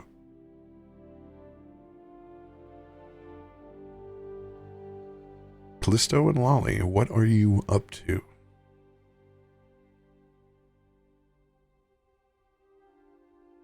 You know, maybe we should stop bringing this much stuff with us, she says, as she's stuffing a bunch of items that they had brought with them into their own little, I don't know, bag of holding or something to carry it all. We've got to get a bag of holding. I feel so rude. I haven't. Yeah, I don't think we actually have back the whole. I think. Yeah, that's what I think. maybe Something Myshkin like does. a bag of holding. We've just been taking advantage of the Amber Forge to drop stuff off. We filled your house with adventuring shit. And yeah, we really got to get one of those when we go back. Next time we've got to get one of the bag of holdings for real. Let me be real for a second, though. There's no way in hell that with what Kallisto and Lolly do, and with a son at some point, the poor residents of the Amber Forge, Callisto's parents are used to this. Like, they have got to be used to it. Yeah. If you leave the warden's house, there's literally the totes for every grocery store on the way out. Like, there's a bag of holding. There's like, they're there. You just forget to grab one every time until you get to the grocery store and you realize, oh God, I gotta get some bags. Hey, Mom, do you have a sending stone? It rifles through the bag with 10,000 different odds and ends from things. Yeah, I got two here. Just hold on. I just gotta dig it out.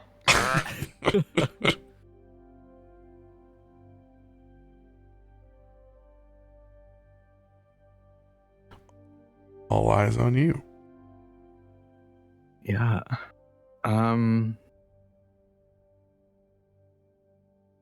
Kallisto has the case that he's been storing Dark Hearts in his hands. And he clicks it open and flips up the lid to reveal the pistol, and very gingerly takes it in his hands.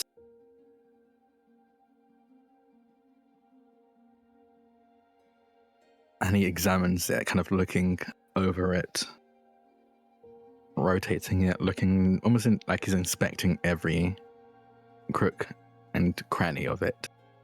In the background in this thought, you hear the very muffled complaints of Loluphia and how much they've overpacked while he's focused in on this inner thought. And he kind of weighs it in his hand and looks down back into the cavern, deeper into it. And he just thinks to himself,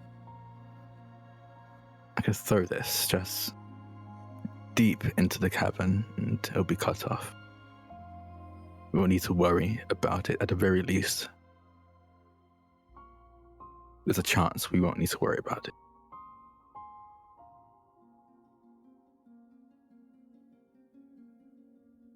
And he truly contemplates this. He almost imagines himself just chucking this pistol and being able to just forget about it.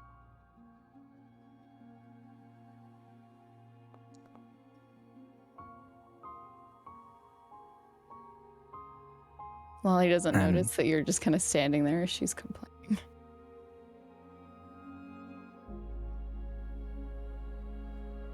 And okay.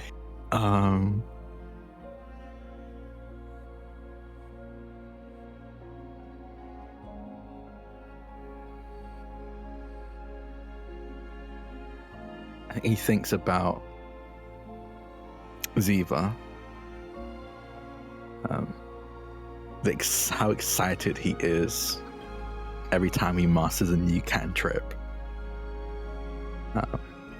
How he's don't think I've ever seen him actually happily study since he started to get a grasp on magic. He thinks about his parents and how they took him in when he had nowhere else to go. How they've raised him like they were his biological parents, like he was their biological son.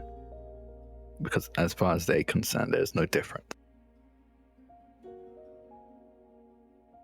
And he thinks of Loluphia and how she's had his back every step of the way.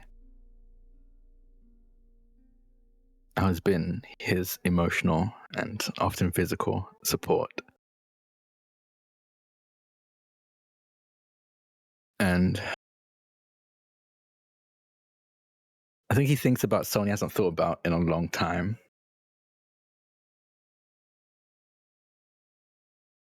He thinks about his ex-wife, the mother, the biological mother to Ziva, and how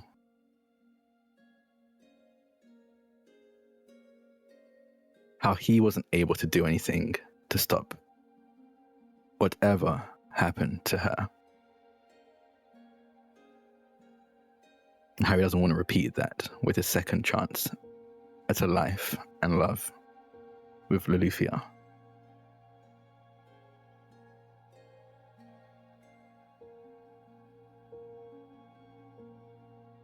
And he squeezes the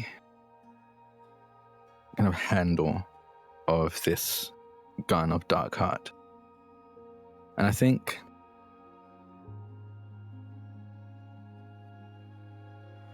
there's a thing where and it's the thing he knows he needs to work on, but the idea of losing anyone, it doesn't fill them with sadness like it should. It fills them with anger that the world could even possibly go that way.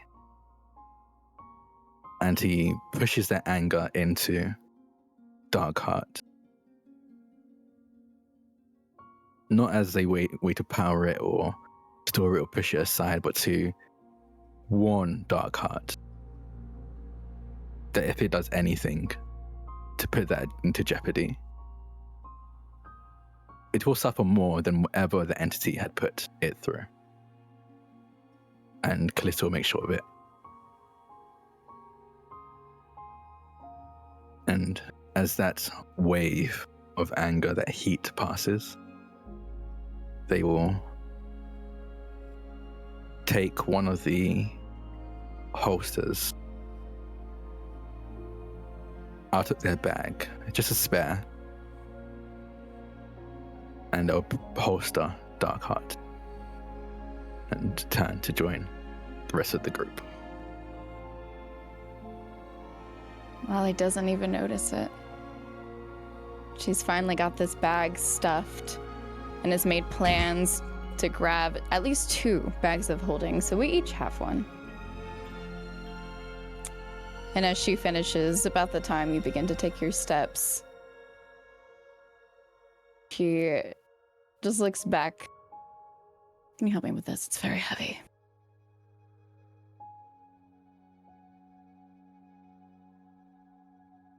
Hello, Kallisto.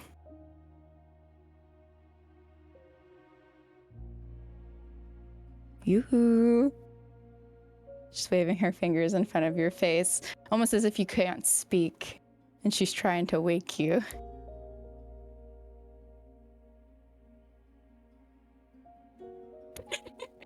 It's okay, honey. Snap out of it.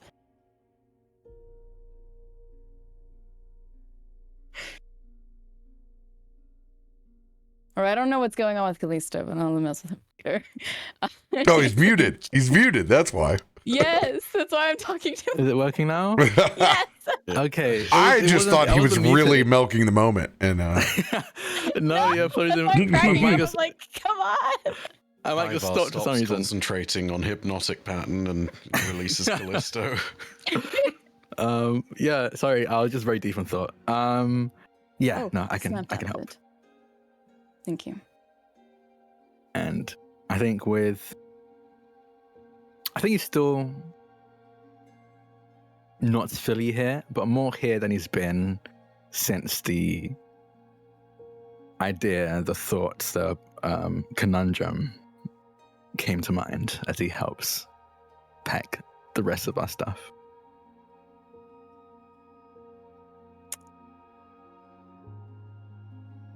I would walk and join the collecting group.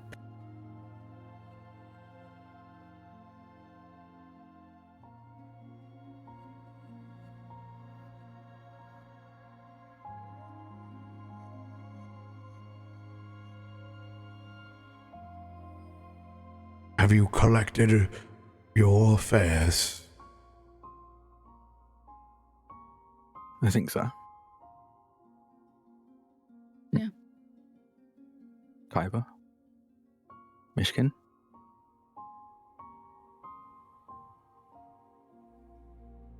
Myshkin gives a nod.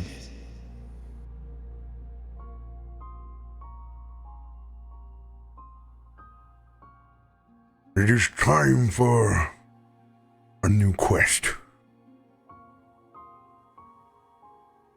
Let us keep the memories, but leave this behind. Knowing that we've done the best we can to release the souls that we could.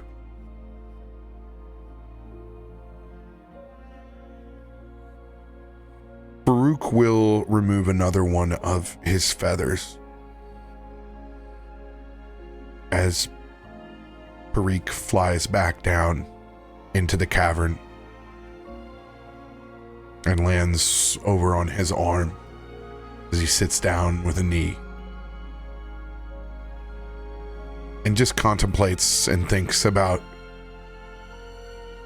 the individuals that were here and the sacrifice and the cost,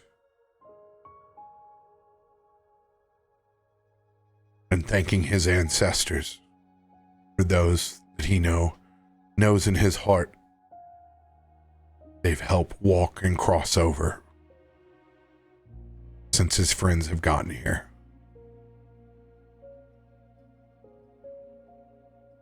And consecrate that ground.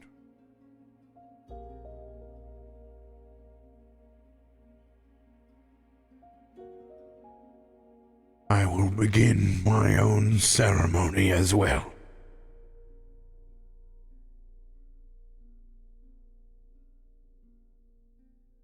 As you see Fane begin to float up in a small aura,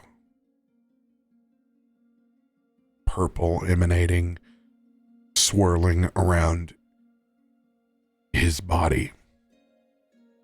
There's a heaviness, as if there's a bit more gravity inside this chamber. Light pouring in where you can see some of the glacial melt and the waters that drip down into this opening that this giant machine has all caused. Kelthud literally halfway up and down, checking the rigging, doing his absolute best to make sure that everything is still secure and safe. Rigging will be set here in just a minute. Making sure I cross my T's and dot my I's. As you guys finish packing the rest of your goods, I want you all to roll perception checks.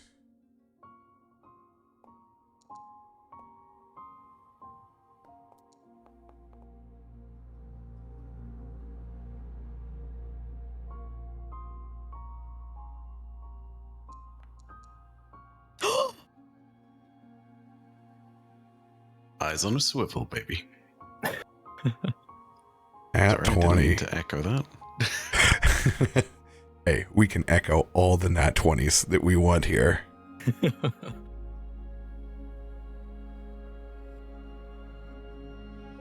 Kaivar. While the rest of your party is not far behind you, you begin to hear some of the same skittering that you heard before your Vox was integrated. But this time it's different. This time it's heavier. And there's a distinct set of paws. Immediately, your mind flashes back that there might be more of these manticores than was let on.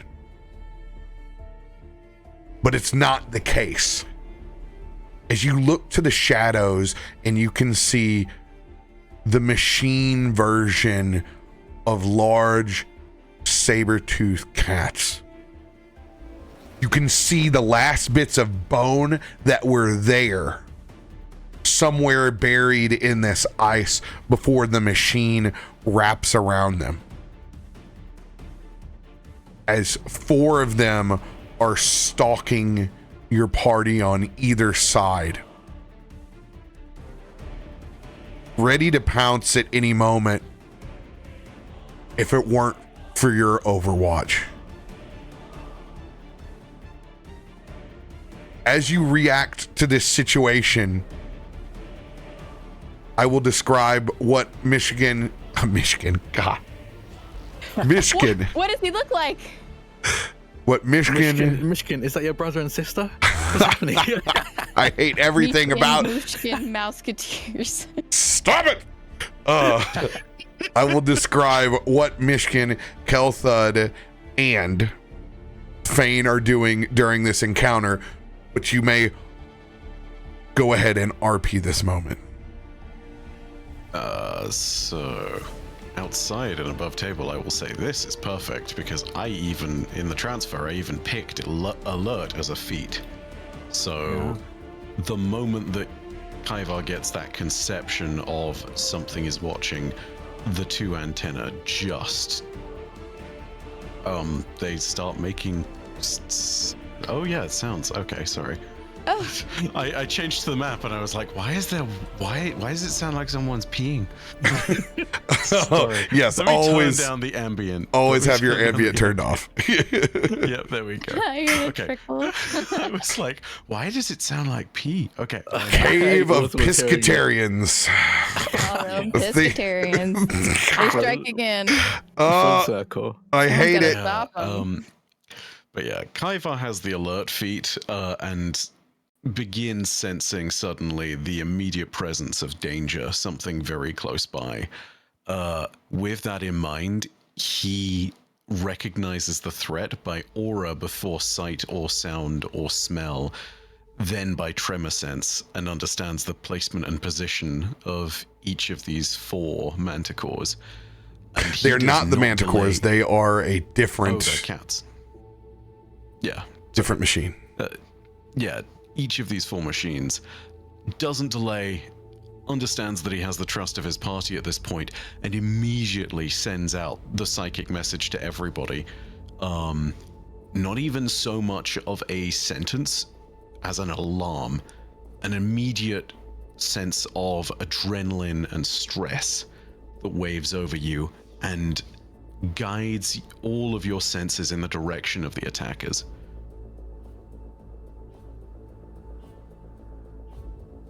Kallisto immediately pulls their pistols out. If I get, I don't know if it's fast enough, maybe it is with a 20. If I get to do a piece before all this goes down, I would love to cast Bless on the party. Yes, you may do so. All right. While you're concentrating, everyone's going to have advantage on their initiative roll. Myshkin is going to take to the ropes where Kelthud is at, gesturing for Kelthud to pull him up to protect the rigging, but most importantly, as he stands in overwatch over Fane, concentrating on protecting him foremost to make sure that nothing happens during this ritual.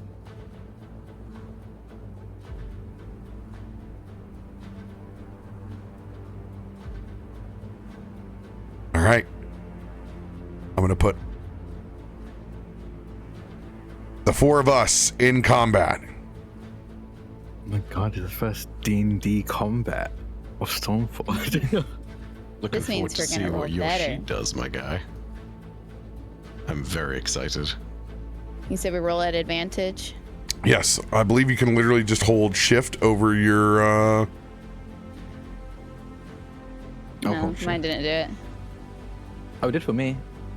Oh. I just held shift. If you hold shift and click initiative, No, I did. It lets you. It didn't Oh. let me. Yeah. Yeah, no, it's doing it for me. It let me open up a menu for me, and I can click advantage. Oh my god, Haha. I rolled terribly. Uh, I would like to luck Ye- it. Can I luck it? absolutely. That was really bad. Oh, let's go. Okay. 19. I'll take that. I I'm gonna will. spin a luck. I'll manually throw another initiative roll out there because of advantage, but yeah. Go ahead and do that. Throw In it the out sheet, just in it's letting me case. do it at. Oh, no, my other one was better. I'll give you the 21 you had before. Yeah, cool. It's not Oh. letting me. I clicked re-roll, but it's not rolling it. Here you go. Oh, okay. Yeah. Oh, that is much better. Yeah, I will need to. You'll need to take me out of order as well. It's not letting me reroll advantage at all. Mhm. But yeah, first one's 24, so we'll see how that does. 24 is better. Okay, all right.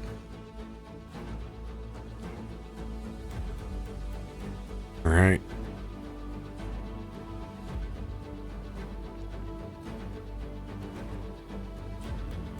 Let's go. Oh, Hell yeah. yeah. Oh, perfect turn order. That's excellent.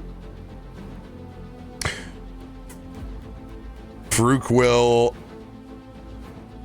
Oh yes, and you have bless on everybody, so I'm going to add a Blizzy Bless to everyone because it will auto roll that D4 for you.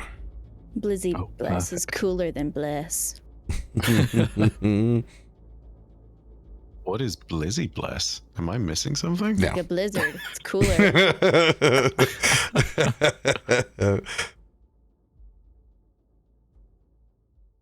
And very fitting, it is your turn to start us off, Heck yeah. Kaivar. Okay. Well, we all know who hits hardest in this particular party. Kaivar is under no illusion that anyone is unaware of this. So immediately with that psychic tether going out to Kallisto, he is going to align focuses. I'm going to bonus action Master of Tactics to give you advantage on your first attack roll, Kallisto. So you get your sneak attack for free, no need for flanking. And then for action, let's see, I've already cast Bless and everything, so concentration is up. And yeah, I think that means that I am just going to have to kinetic impulse. As you see, Kaivar basically doing what he's done before, levitating some loose debris and flinging it at the closest of these metal saber-tooths, which we'll say is this one over here by Loluphia. So let's do this. We're level 9, so we get 2 of these. Oh yes, Let's go. Let's go. We love to see it. Is that doing it? Do we do it the old way with damage, where that 3 should be a 10, or are we rolling No. 2 dice? It is just double dice now. Is double dice. Good. Cool to know. All right. And here comes the second. Yes. Hell yeah. All right. Go, Kaivar. That's our buggy boy. So yeah, that is what is that? 23 points of force damage against this guy over here. As it hits, it seems to be incredibly effective as it does double damage.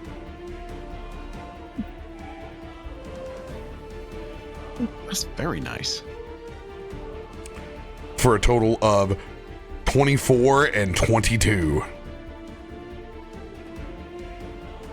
Was it the top or the bottom one? It's this one, the lower okay. one. Yeah. As you can literally see it blasting away the bits of nano machines that are trying to bind with the actual skeletons that they've found. Gosh. Yeah, are we trying to hold this ground, or are we trying to retreat towards Fane and Kelthud? I'm not totally clear on what group strategy is for us at this moment. This, Like, obviously, just to be clear, is a fun way to introduce your new buttons and character sheets while they are concentrating on holding a point. So, okay. unless Yeah, it's like tower defense. yes, Yeah. My buttons. Yeah. All right. We're playing Perfect. Bloom. The Thane's our tower. Excellent. In that case, I am going to before I do end turn, sneak attack is only on weapon attacks or natural weapon attacks in Kaivar's case, seeing as he does have a few rogue levels. Correct? no. Okay. And this was would you get to apply your sneak attack because of your nat 20. Okay. All right. I'll roll sneak attack then. It's not much. It's only 2d6, but with the with that bad boy being a crit. Oof, much better. Okay, so tag on an extra 14 damage onto that first one. Duly noted for that, by the way. Thank you. You're very welcome. And that sneak attack damage will be doubled since it belongs to the force that you shot it with.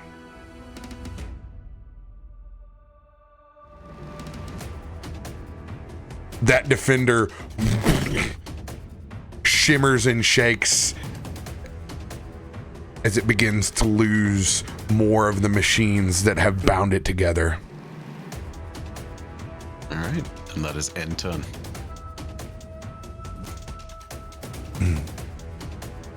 I will look back to Myshkin. Whenever they're done, you take the left side, I'll take the right side. Kallisto, it is your turn.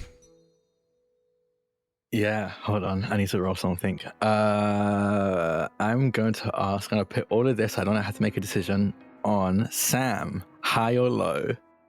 Low.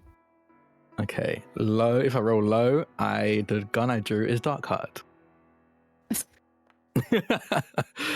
Ah, It isn't, I guess. I didn't get choose. No, I'm know. gonna stick with it. I'm gonna stick with it because I said low is Dark Heart, high is not. So I pulled my 2 clan pistols, the ones given to me by my parents, and I will take aim. Having seen this saber-tooth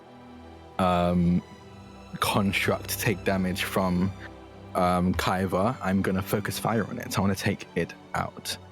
I draw my 2 pistols, and I'll attack twice because I can as a fighter. Is T to target, right? Or is that there we go? Don't have to target anymore. Oh, really? No. Okay, perfect. But I'm gonna fire twice. Okay, so help action. I only have advantage on the first attack, right? Yes, unless Yes. RoBear rules otherwise, but I'm going to presume it's only Okay. first.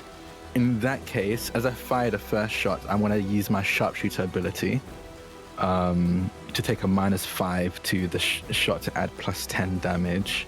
All right. You should be able to use your first weapon. I have added sharpshooter onto you via a different mechanic, so we just want to make sure it works out. Okay, I'll click it.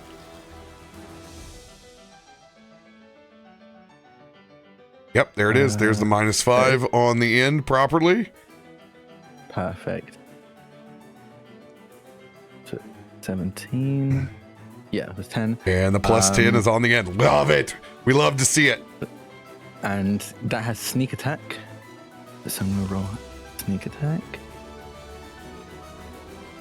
For another 9 points of damage. I fire that shot, and then the second Is this shot. the same one? Different other pistol. So I have 2 clan No, pistols. the same steel defender. Oh, same sword defender. Yeah, I'm focusing fire on this one guy. All right. Call me real stupid, Drak. Did you roll your advantage shot on the sharpshooter one? Oh, I did not. Let me do that now. Just go ahead and do it on this new shot. Oh, it sat there for a second. Yeah, no, almost. Okay, so now this is gonna be the second shot.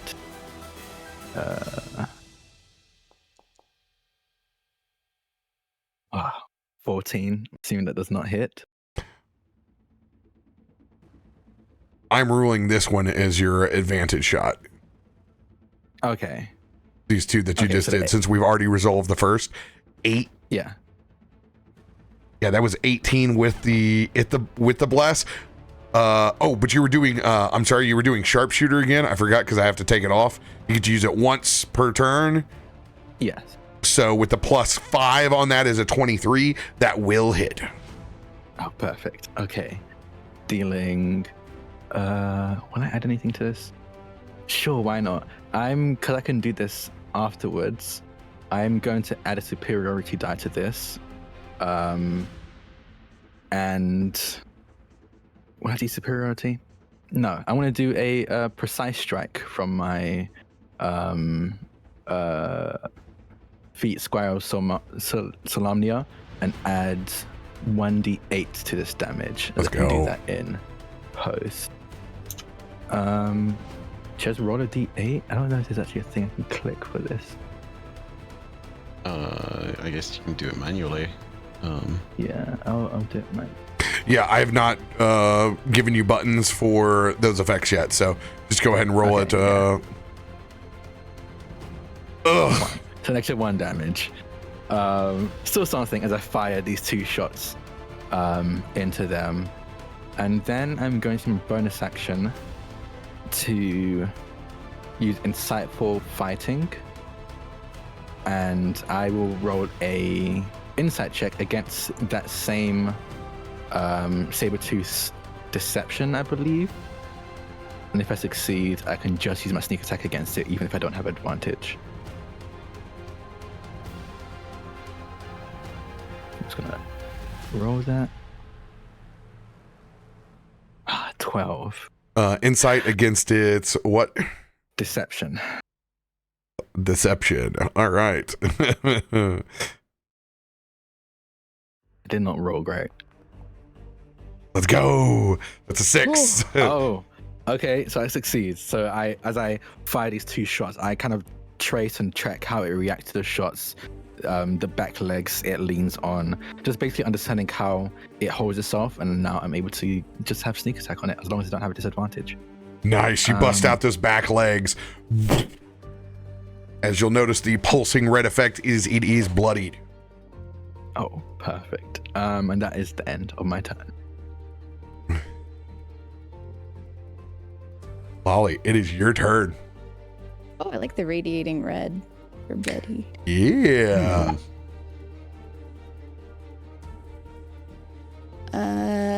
Lolly is going to. Oh, actually, how far is that? Hang on.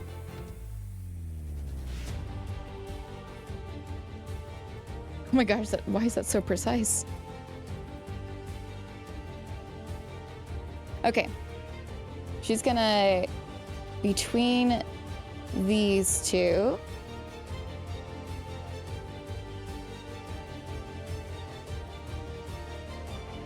Can I click that? Oh, does it click roll for it to go into chat? Oh, okay, because I can put between them. Shatter. Let's go. Such a loud erupting boom just as you do your shot. It's almost as if it came from your gun itself. That it's confusing once there's this bit of life that seems to be coming out from the ground, but it's just rocks that seem like they're flying. I will go top to bottom.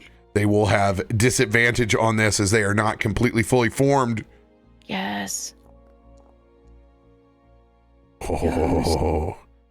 First one is a failure. Nice. Second failure. Oh, Full damage. sweet.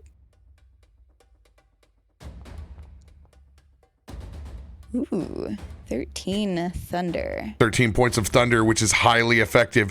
Double damage. Whoa. 26 points to each.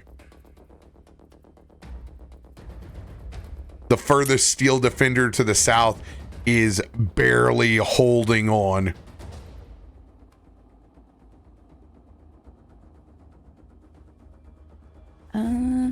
Oh, I don't have any bonus actions now.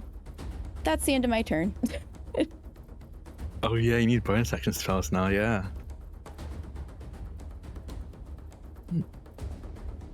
Hey, Myshkin! Same time! As Myshkin begins conjuring on his greenish fireball and Farouk on his, they hurl them crisscross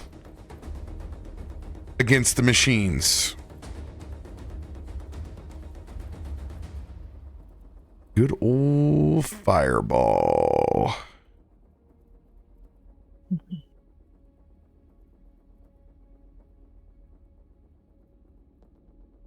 Where you at on my sheet?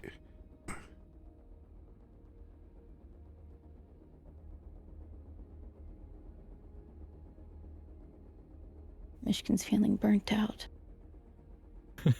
Ooh. That's rough.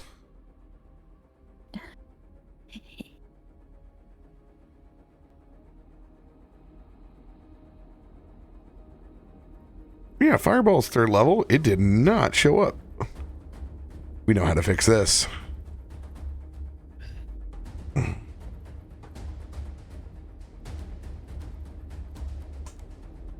Drag and drop for the win.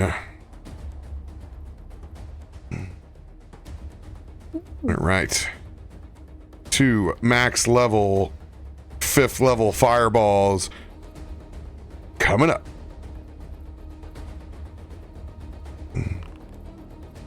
Whoa.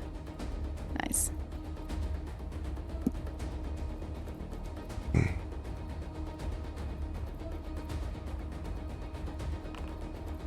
Perfect. Oh yeah. All right.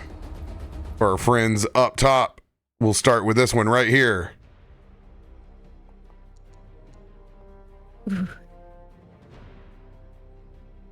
Failure. Oh, I need to go ahead and roll that again just in case it nat ones. It does not. Now for the one below. Let's go. Love this. Simply delicious. Delectable. It was that nat 20 that Bife got. We're winning. 42 points of fire damage. As they will Yo. both fully apply. Now to down south. Starting with this one.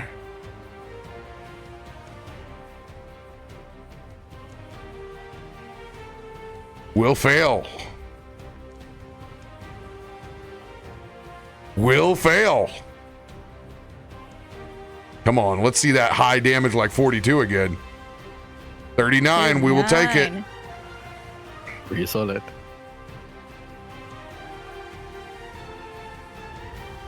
Good job, Mishkat. He had his cream. Oh my god.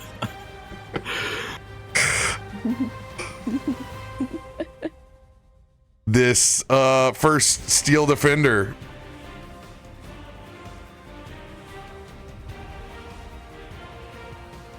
is going to race towards you, Lolly. Running out of the fire and flames, it goes and claws at you first. That hits. Remember, you do have reaction shield if you wish to use it. Will raise you from 5 points from your current 18. Oh. Yeah. You know what? Let's use that. Describe what That's your cool. shield looks like. Oh, it's just wind. It's just wind that seems like more and more aggressive, and it flows and follows alongside like the contours of her body. She almost looks like an air ganassi. Let's go. It will also evade that bite as well.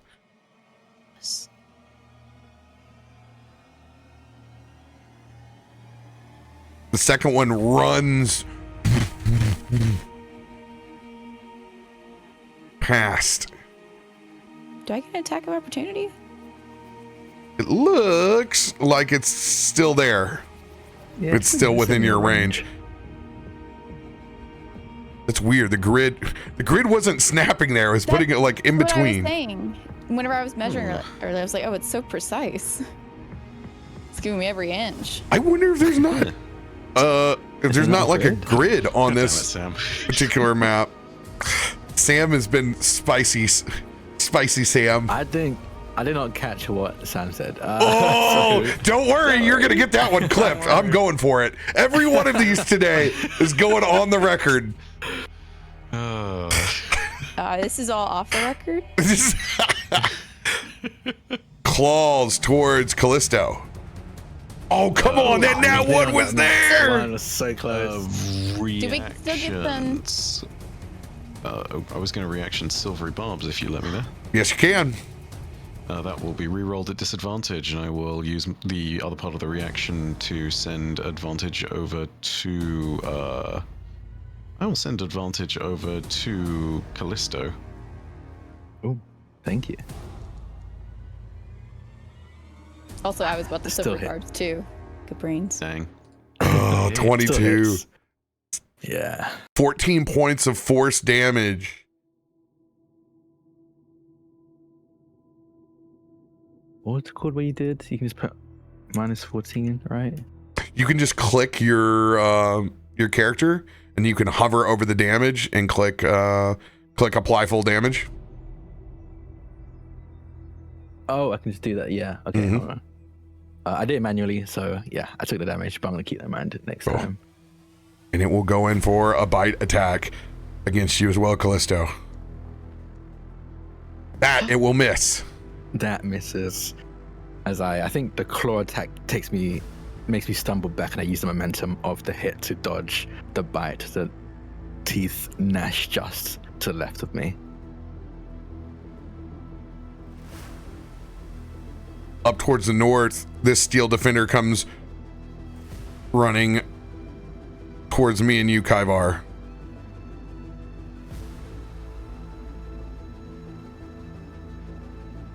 This one lashing out at a claw against you, Kaivar. That will hit.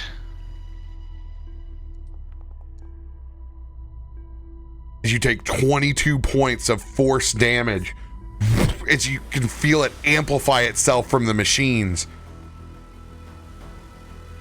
shoving you back so easily it spins around and bites at Farouk. Can I silvery barbs that? Yes, you can. I'm doing it. 25. I can't shield it. As it chomps down and locks down on Farouk's shoulder. Ah! You can see the machines charge up as it electrocutes through its body and into Farouk, taking 13 points of lightning damage.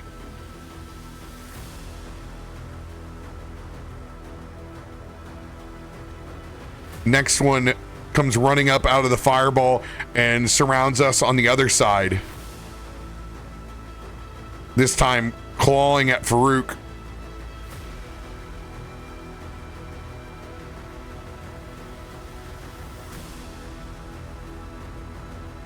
Low roll, love to see it, as it does 10 points of force damage to Farouk.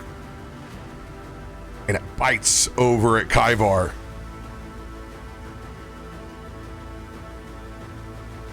Yeah, that's still gonna hit.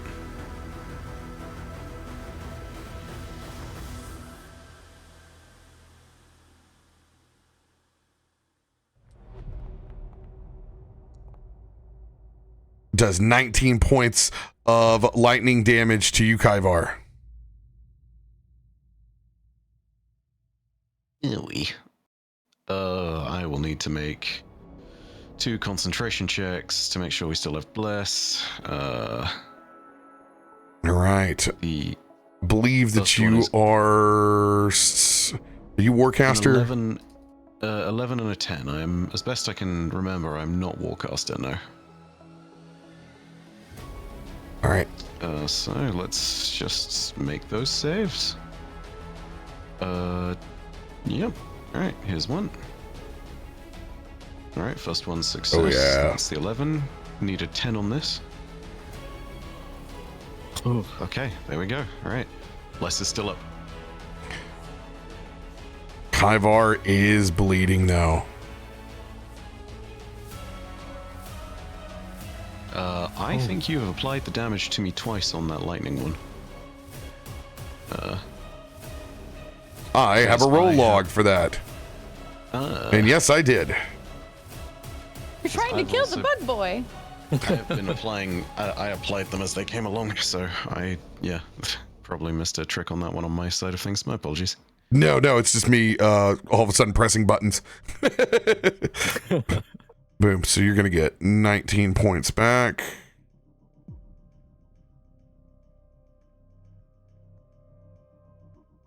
Did you apply the? I can't believe we did this. Did you apply the 22 as well? Oh, yeah. I also applied that. 100%. 100%. Oh, okay, cool. 100% I did. I was like, damn, this is real painful. I know. I was like, oh man, what happened over here?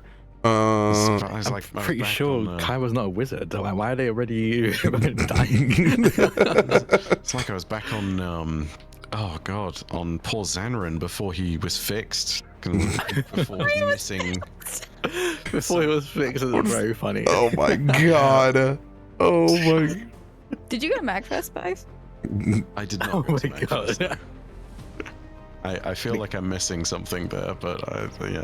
RoBear keeps saying MagFest changed me. Whenever Spicy. Sam accidentally says spicy stuff back to them. It's changed you too. All right. Are you at the correct level of hit points now, Bife? Yes, I am. Awesome. Love to see it. End of their turns. So are they still bloodied? So that is still meant to be. He's radiating red, almost there. He's 61 of 99, so I'm just leaving it on. right? Okay. Right. Farouk is going to hold his heel. Kaivar, your turn. Okay. Can't exactly engage with ranged attacks. Will be at disadvantage because they are literally all up on us. So that's not good.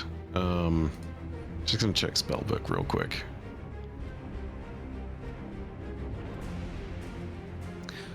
Oh yeah, we got spell slots. Let's spend some spell slots. Why not? Just gonna check one thing.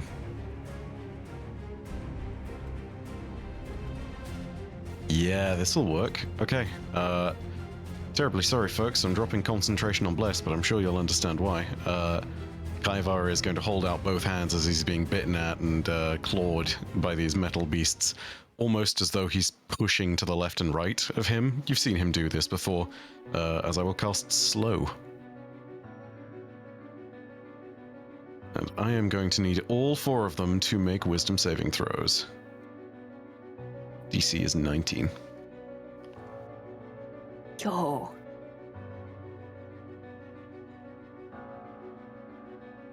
Let's go. Context, by the way, this is creatures of my choice within the 40-foot range. Kallisto, myself, you, Lolly, Thane, no one else is affected. It's just these 4.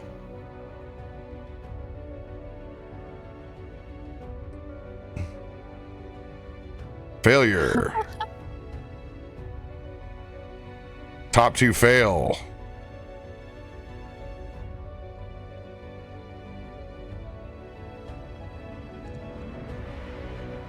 Fail. That is a failure across the board for all 4. All right, so now they have reduced action economy. They have -2 to their AC. And their dex saving throws can't use reactions, meaning no opportunity attacks. And more importantly, they only get 1 attack per turn. Love to see it. Okay, I have already given advantage to Kallisto with one of those, with the silvery barb, so I'm gonna throw bonus action Master of Tactics down to Loluphia to give her an advantage as well. Thanks. I love being able to use that within 30-foot range. Okay, and yeah, that is end turn. Kallisto, your turn.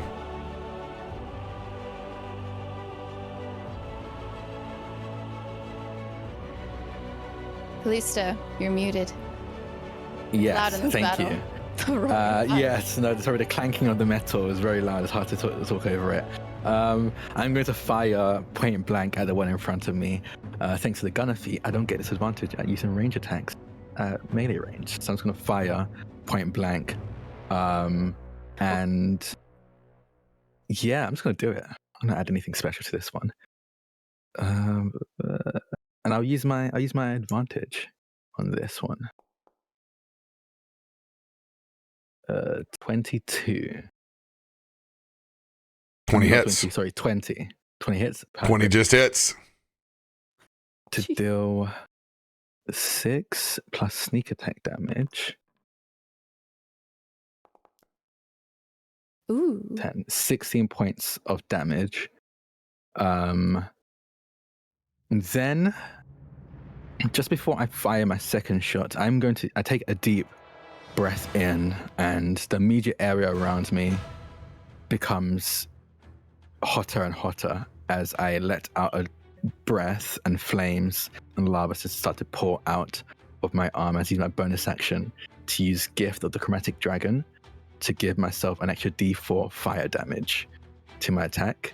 As you see flames and lava coat my pistols, and I want to fire again.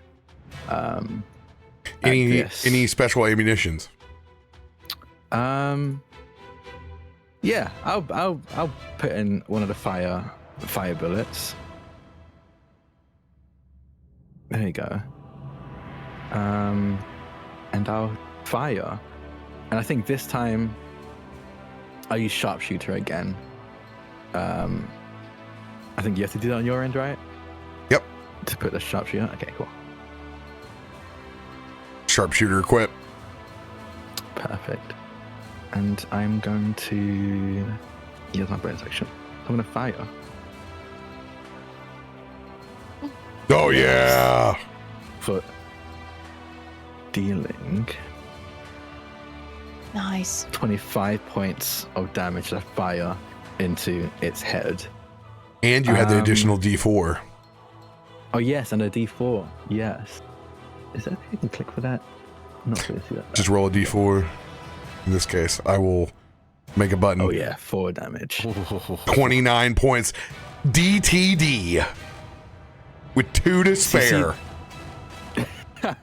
You see the first shot fire, and you see it slam into the center of that skull, and then the second they press it right where that first bullet had hit, and fires again as you see a burst of flames and lava erupts out of the hole the concave originally had made, and you see it melting, dripping through the mouth and the underside of its mouth as it slumps down into the ground.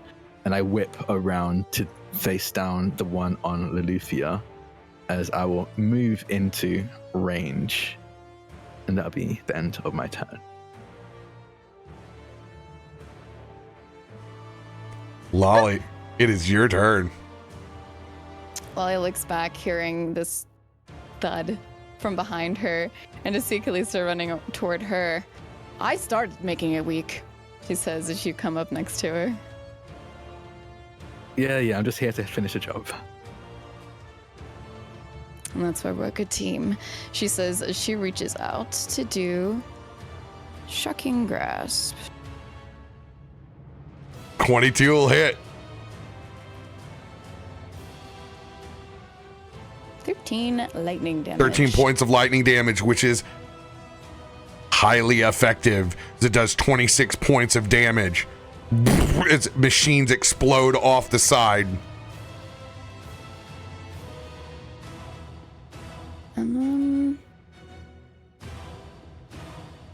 As she does that, in the clouds and like air that tends to be very sheer around her hand starts to turn a little smoky as she pulls away from this and looks at Kallisto. All right, he's all yours. Maybe. And that would end my turn.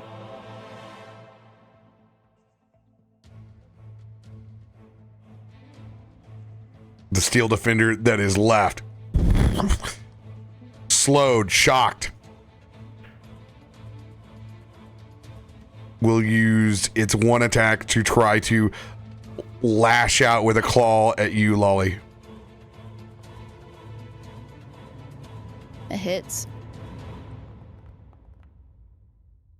18 points of force damage. It stays where it's at.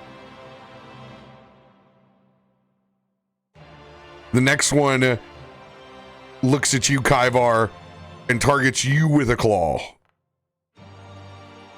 Damn, that will hit. 21. As that hits, that will trigger my heal. As I will hit you with a good old-fashioned Cure Wounds.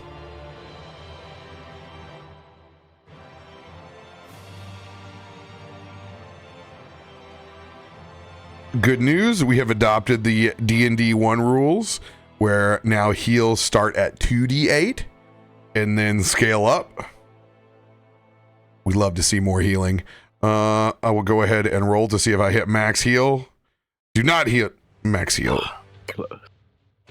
Slow is still up.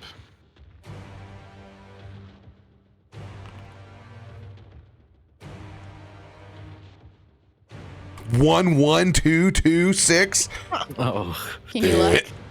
Yeah, I'm gonna luck that bad boy. We go re-roll that.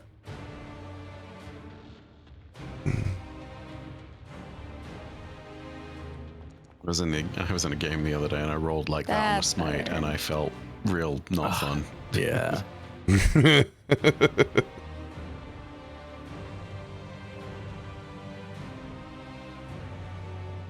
Is that meant to be 27 or 24? It re-rolled both of them when I hit the crit, which is wild. So I'm gonna take the 24. I'm gonna take the lower. All right. That was 14, 17, 19, 24 plus my plus 5. So 29 points back to Kaivar. I'm going to put it on for you. All right. All right. Since I don't have an easy touch button. the health bars. Cool. Yes. Nice. You are 90 of 99 now. You are no longer in danger, Will Robinson. And we'll do the hit.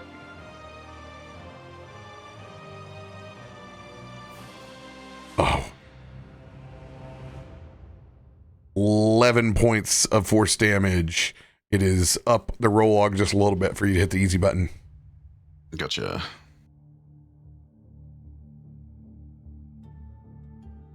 Steel Defender to the south. It will claw up at me.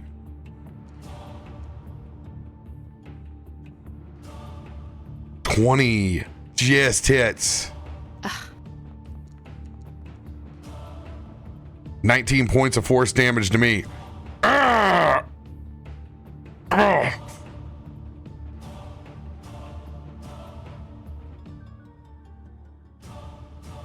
My turn. I will once again hold off. Kaivar, it is your turn. Okay, seeing as these lot are still slowed, and they do not have their reactions, meaning they can't make opportunity attacks, yeah, Kaivar is going to step away from the ones that bit him. Let's see. It's been working before, so let's keep doing it. Bonus action, we're going to go ahead and Master of Tactics. I'm going to go ahead and send this one. You know what? I will send it to freaking Farouk this time. I'm going to do one. I'm going to do one group check here, and for all 4 of them on that slow. Yeah, they are all still slowed. Sick. Do they repeat the save? Damn, I didn't realize that. That's good to At know. the end of turns, they do. I see. Cool. Yes, thank you. My apologies. I should have. Yeah, I should have done the note for that. Yeah, for main attacks, I am just going to see what I can do to get Farouk out of some of the trouble. So I am going to do what I did prior, and I'm going to Kinetic Impulse the guy down here to the south. Yeah, let's go. So here's the first. Ooh. And here's the second. Ah, my rolls have been hot tonight. This is Kaivar's episode. Oh, the 1 and a 10. There we are. Right. Balance. And I will also throw a sneak attack onto one of them because it is being flanked by Farouk. So that applies. And there's your sneak attack. God damn, nearly max on that too. Nice. Okay. And all of that is doubled. This guy is hurting as the machines begin to fall off on all sides.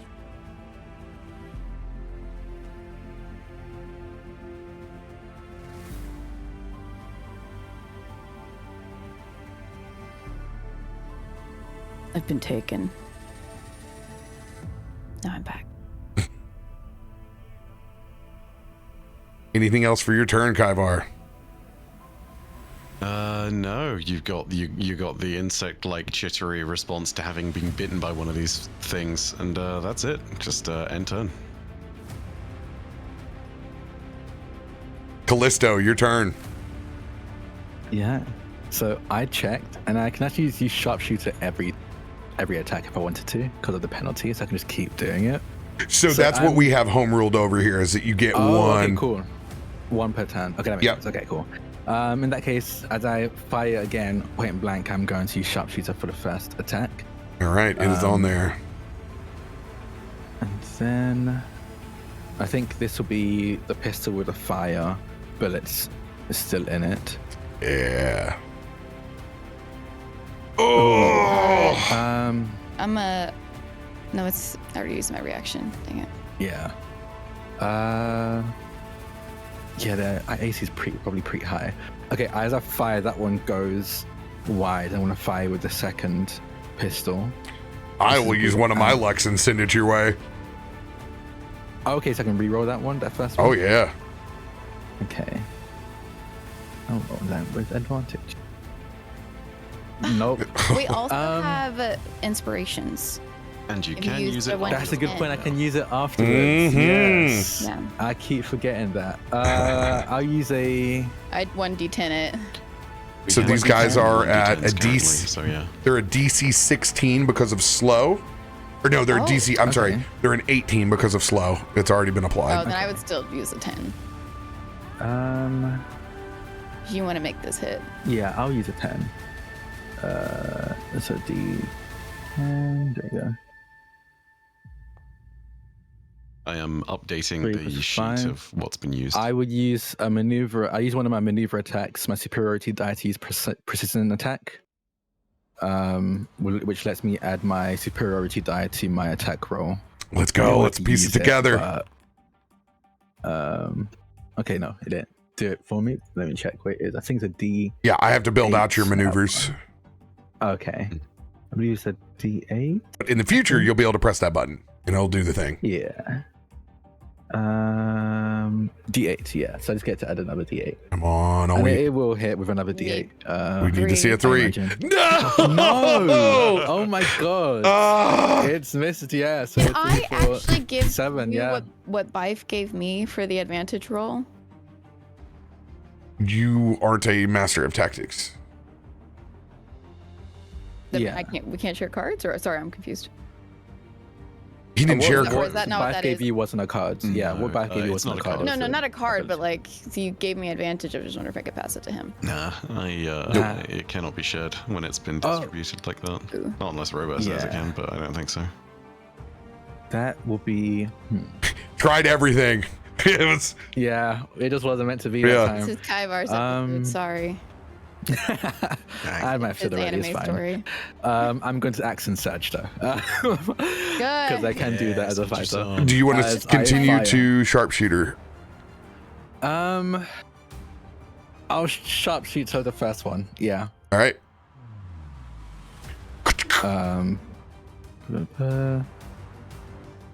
This will be the bullet, the thingy majig. No! What is happening? It's just not meant to be. And then the second one, I'm not going to be sharpshooting. I will remove sharpshooter. You're okay. Oh. Okay, cool. Oh my No, God, what is damn. going on? I will use persistent strike on this one. Because he's not using Dark Heart. Lord. That's, Dark Heart knows. Dark Heart knows. See how they treat you. You'll come crawling back. Oh my No, still a god! miss. Still miss. Wow. This thing is. But This I'll be cat done is in my turn. jumping everywhere. That is the end of my turn. Freaking Did I use my bonus action? Yeah. Matrix cat. Holy shit.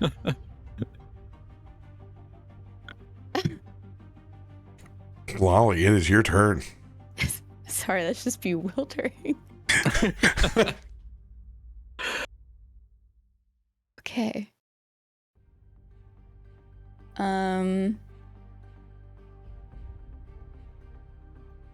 Well, I expected this thing to be dead by my turn. Huh. She's gonna reach out and shocking grasp again. Watching this, anticipating this thing to go down very soon, she like slowly then just begins to bring her hand up as the sparks begin forming into thicker lines of emanating light. And she looks away from you to reach out. And okay. If you want, you can use that advantage Mhm. on this one, I believe. Yeah. Fish for it, nat 20. Yeah, we can try. Let's see. Nah. Worth a shot. It is always worth a shot. 5. Lightning damage.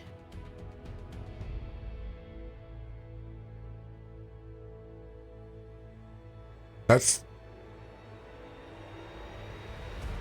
Yes, that is. Oh, you're. I see what it's doing. I have to go back in and put your ability modifier because I put everyone's ability modifier on their cantrips. So, you used this last time. That would have been a +5 and another +5. So this will be 15 lightning,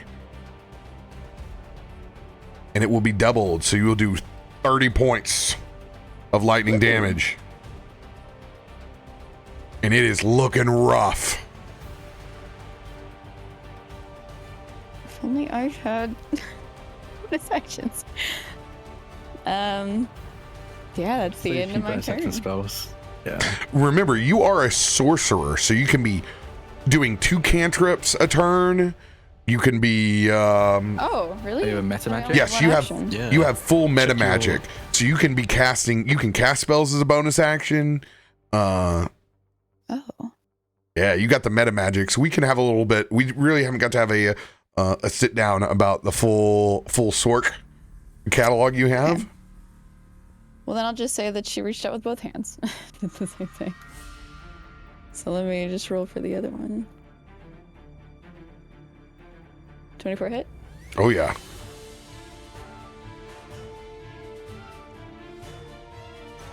Plus another 5 that is not on there, which will be doubled, a total of 22. DTD, describe its demise, Lolly. Breaking the eye contact of confusion with Kallisto, and as she reaches out one hand and is looking at this thing, not being entirely too injured to take it down.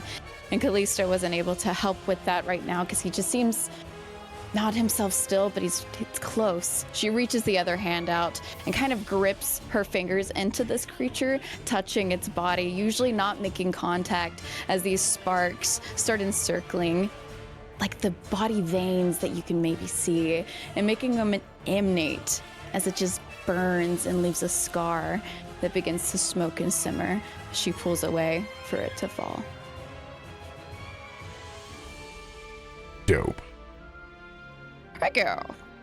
And then she would move up here. And that would end my turn.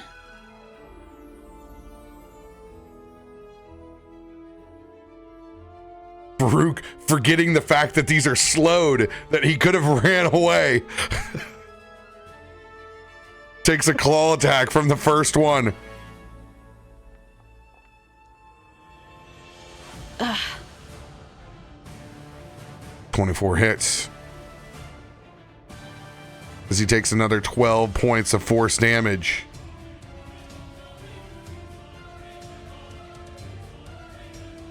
This will roll its wisdom save. Still no 19. It is still slowed. And then it's the turn of the one to the south here. It will also claw Farouk. It will also get me. As I take another 14 points of force damage. Ah! Ah! That will trigger my own heal for myself, as I will envelop myself in flames to cauterize my own wounds. Ah! Let's see if we can crit heal. Not today, but someday. Coming soon. Rolling ones. What? Oh my goodness. I will use my last luck. Damn.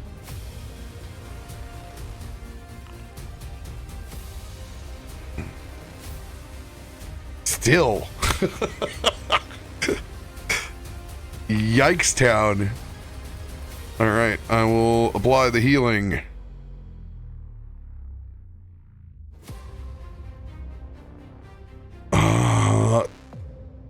Top of my turn. Seeing what Lolly has done over here. I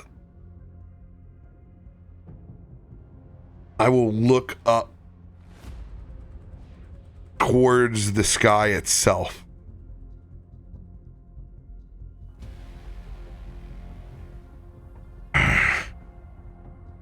Time for these things to get a piece of their own medicine. As I will call to Farouk, my familiar, to drop Cone of Cold down on top of both these defenders.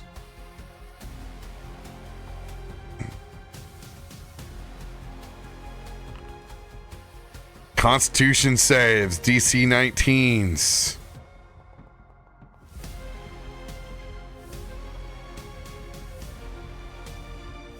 Come on, roll low on the next one.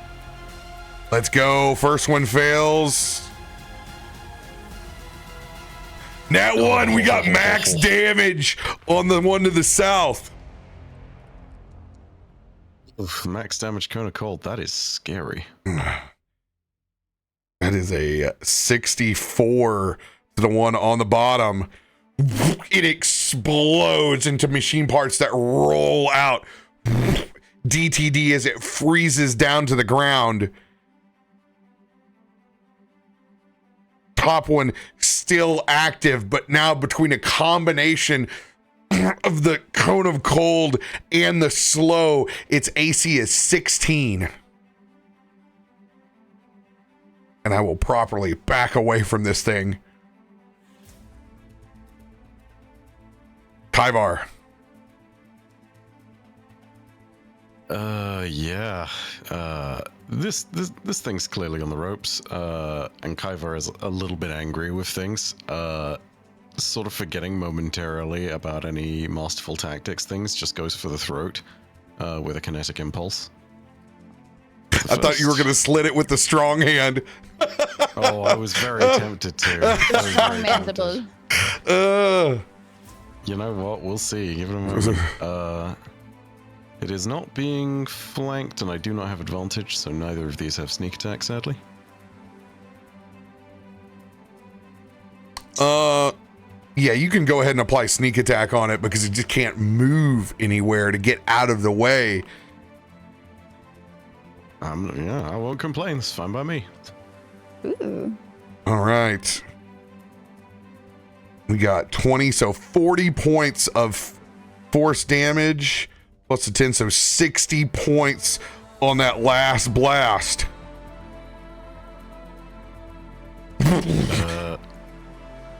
It is laying there without two of its legs over on its side. You can see the machines trying to reform it together.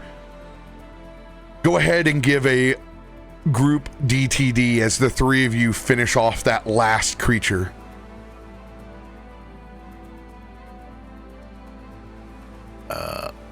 You know what? I'll roll it just for the memes. Kaivar then does go animal style and does go in with a strong hand. It looks very ferocious. It's not very effective. As you go in to use the strong hand, back behind you between Kallisto and Lolly. Kallisto will kind of sigh out of frustration. Just go, come on, Kallisto. Let's try this again. And we'll fire a shot just past Kaivar to connect to the skull of this Sabertooth in tandem with, I assume, Loluphia. Yeah, what do you do, Lolly? As the one before it has dropped, and so quickly before Kaivar even turned around, once it exploded into these different like cogs and mechanics, she would have been pushing it away from the party with as much gust of wind as she could. For probably watching the death happen. Is it bust apart and it's slung? Kaivar with you going up there, just missing with the strong hand as it explodes around. Your blade just catching a couple of the nano machines as it slices them in half.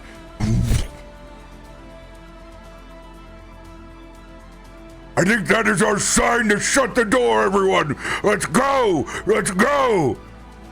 Kelthud extending the ropes down to the rest of you. Still concentrating on this ceremony. Fane holding. Myshkin attached to one of the ropes as well. You all grab on and begin to ascend out of the cavern. Anything else before we wrap up this scene for the evening? Kallisto looks behind him at this plane, the space that Thane had created, a place that could have been the prison, or the very least safe space for Darkheart to be in, but clenches their jaw and looks back up towards the opening of the cavern and continues to climb.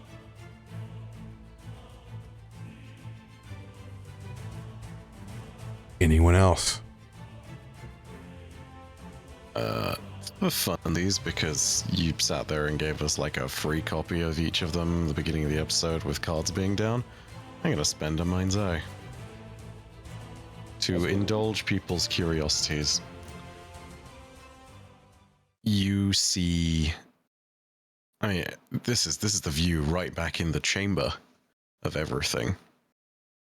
You start to see the half-buried remnants of Kaivar's antenna. And something about them is still animated. They are twitching and quivering, and suddenly they both rise from the ground. And it is almost as like an invisible hand has taken the two of them and is crushing them. Kind of in the way that when you are angry and happen to be holding a can of Coke, you just crush that thing from the center and it caves in on itself. These things then just get pulled apart. Flensed would be an appropriate word. And get dropped to the ground just as the pocket is cut off from the rest of the timeline.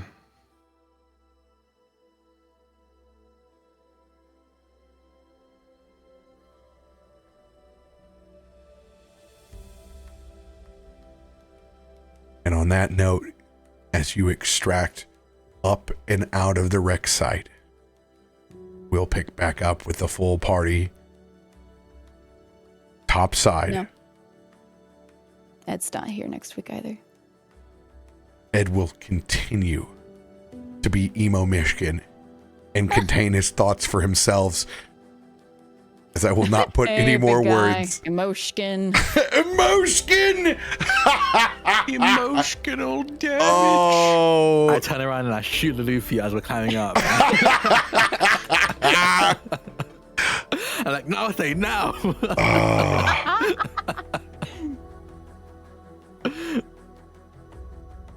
Back to the airship we go with a new goal intact. Let's go. Oh boy. Now we just got to get Drak new dice so he doesn't roll 3s and 4s. God, the moment we left Pathfinder. Yeah. Well, to be fair, time the it last wasn't great. one, his AC was 38. So. Yeah, that was just wild. Yeah. Last one I had average rolls. I didn't have my Drak luck last time. This time I've just been rolling really bad. This time you're not using the dark crown. Fantastic session, you guys. What a cool twist. Well done, Drak. Yeah. I didn't know. I had no idea the way that you RP'd it all, what you were going to do, and that was chef's kiss. I loved it.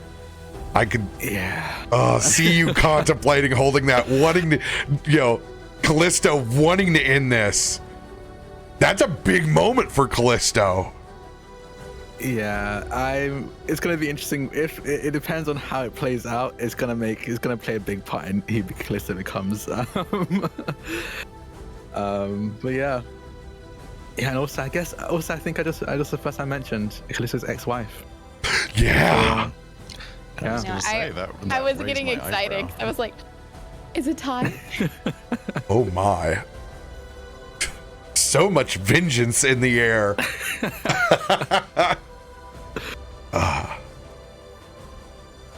Big secrets revealed from this arc out into the mountains. Definitely a changed group leaving. Now everybody get your tarot read.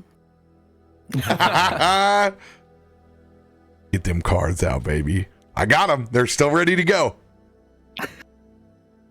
We will join you guys next week. Come along with us again. We'll see you guys then. Have a great week. Bye. Bye. Goodbye.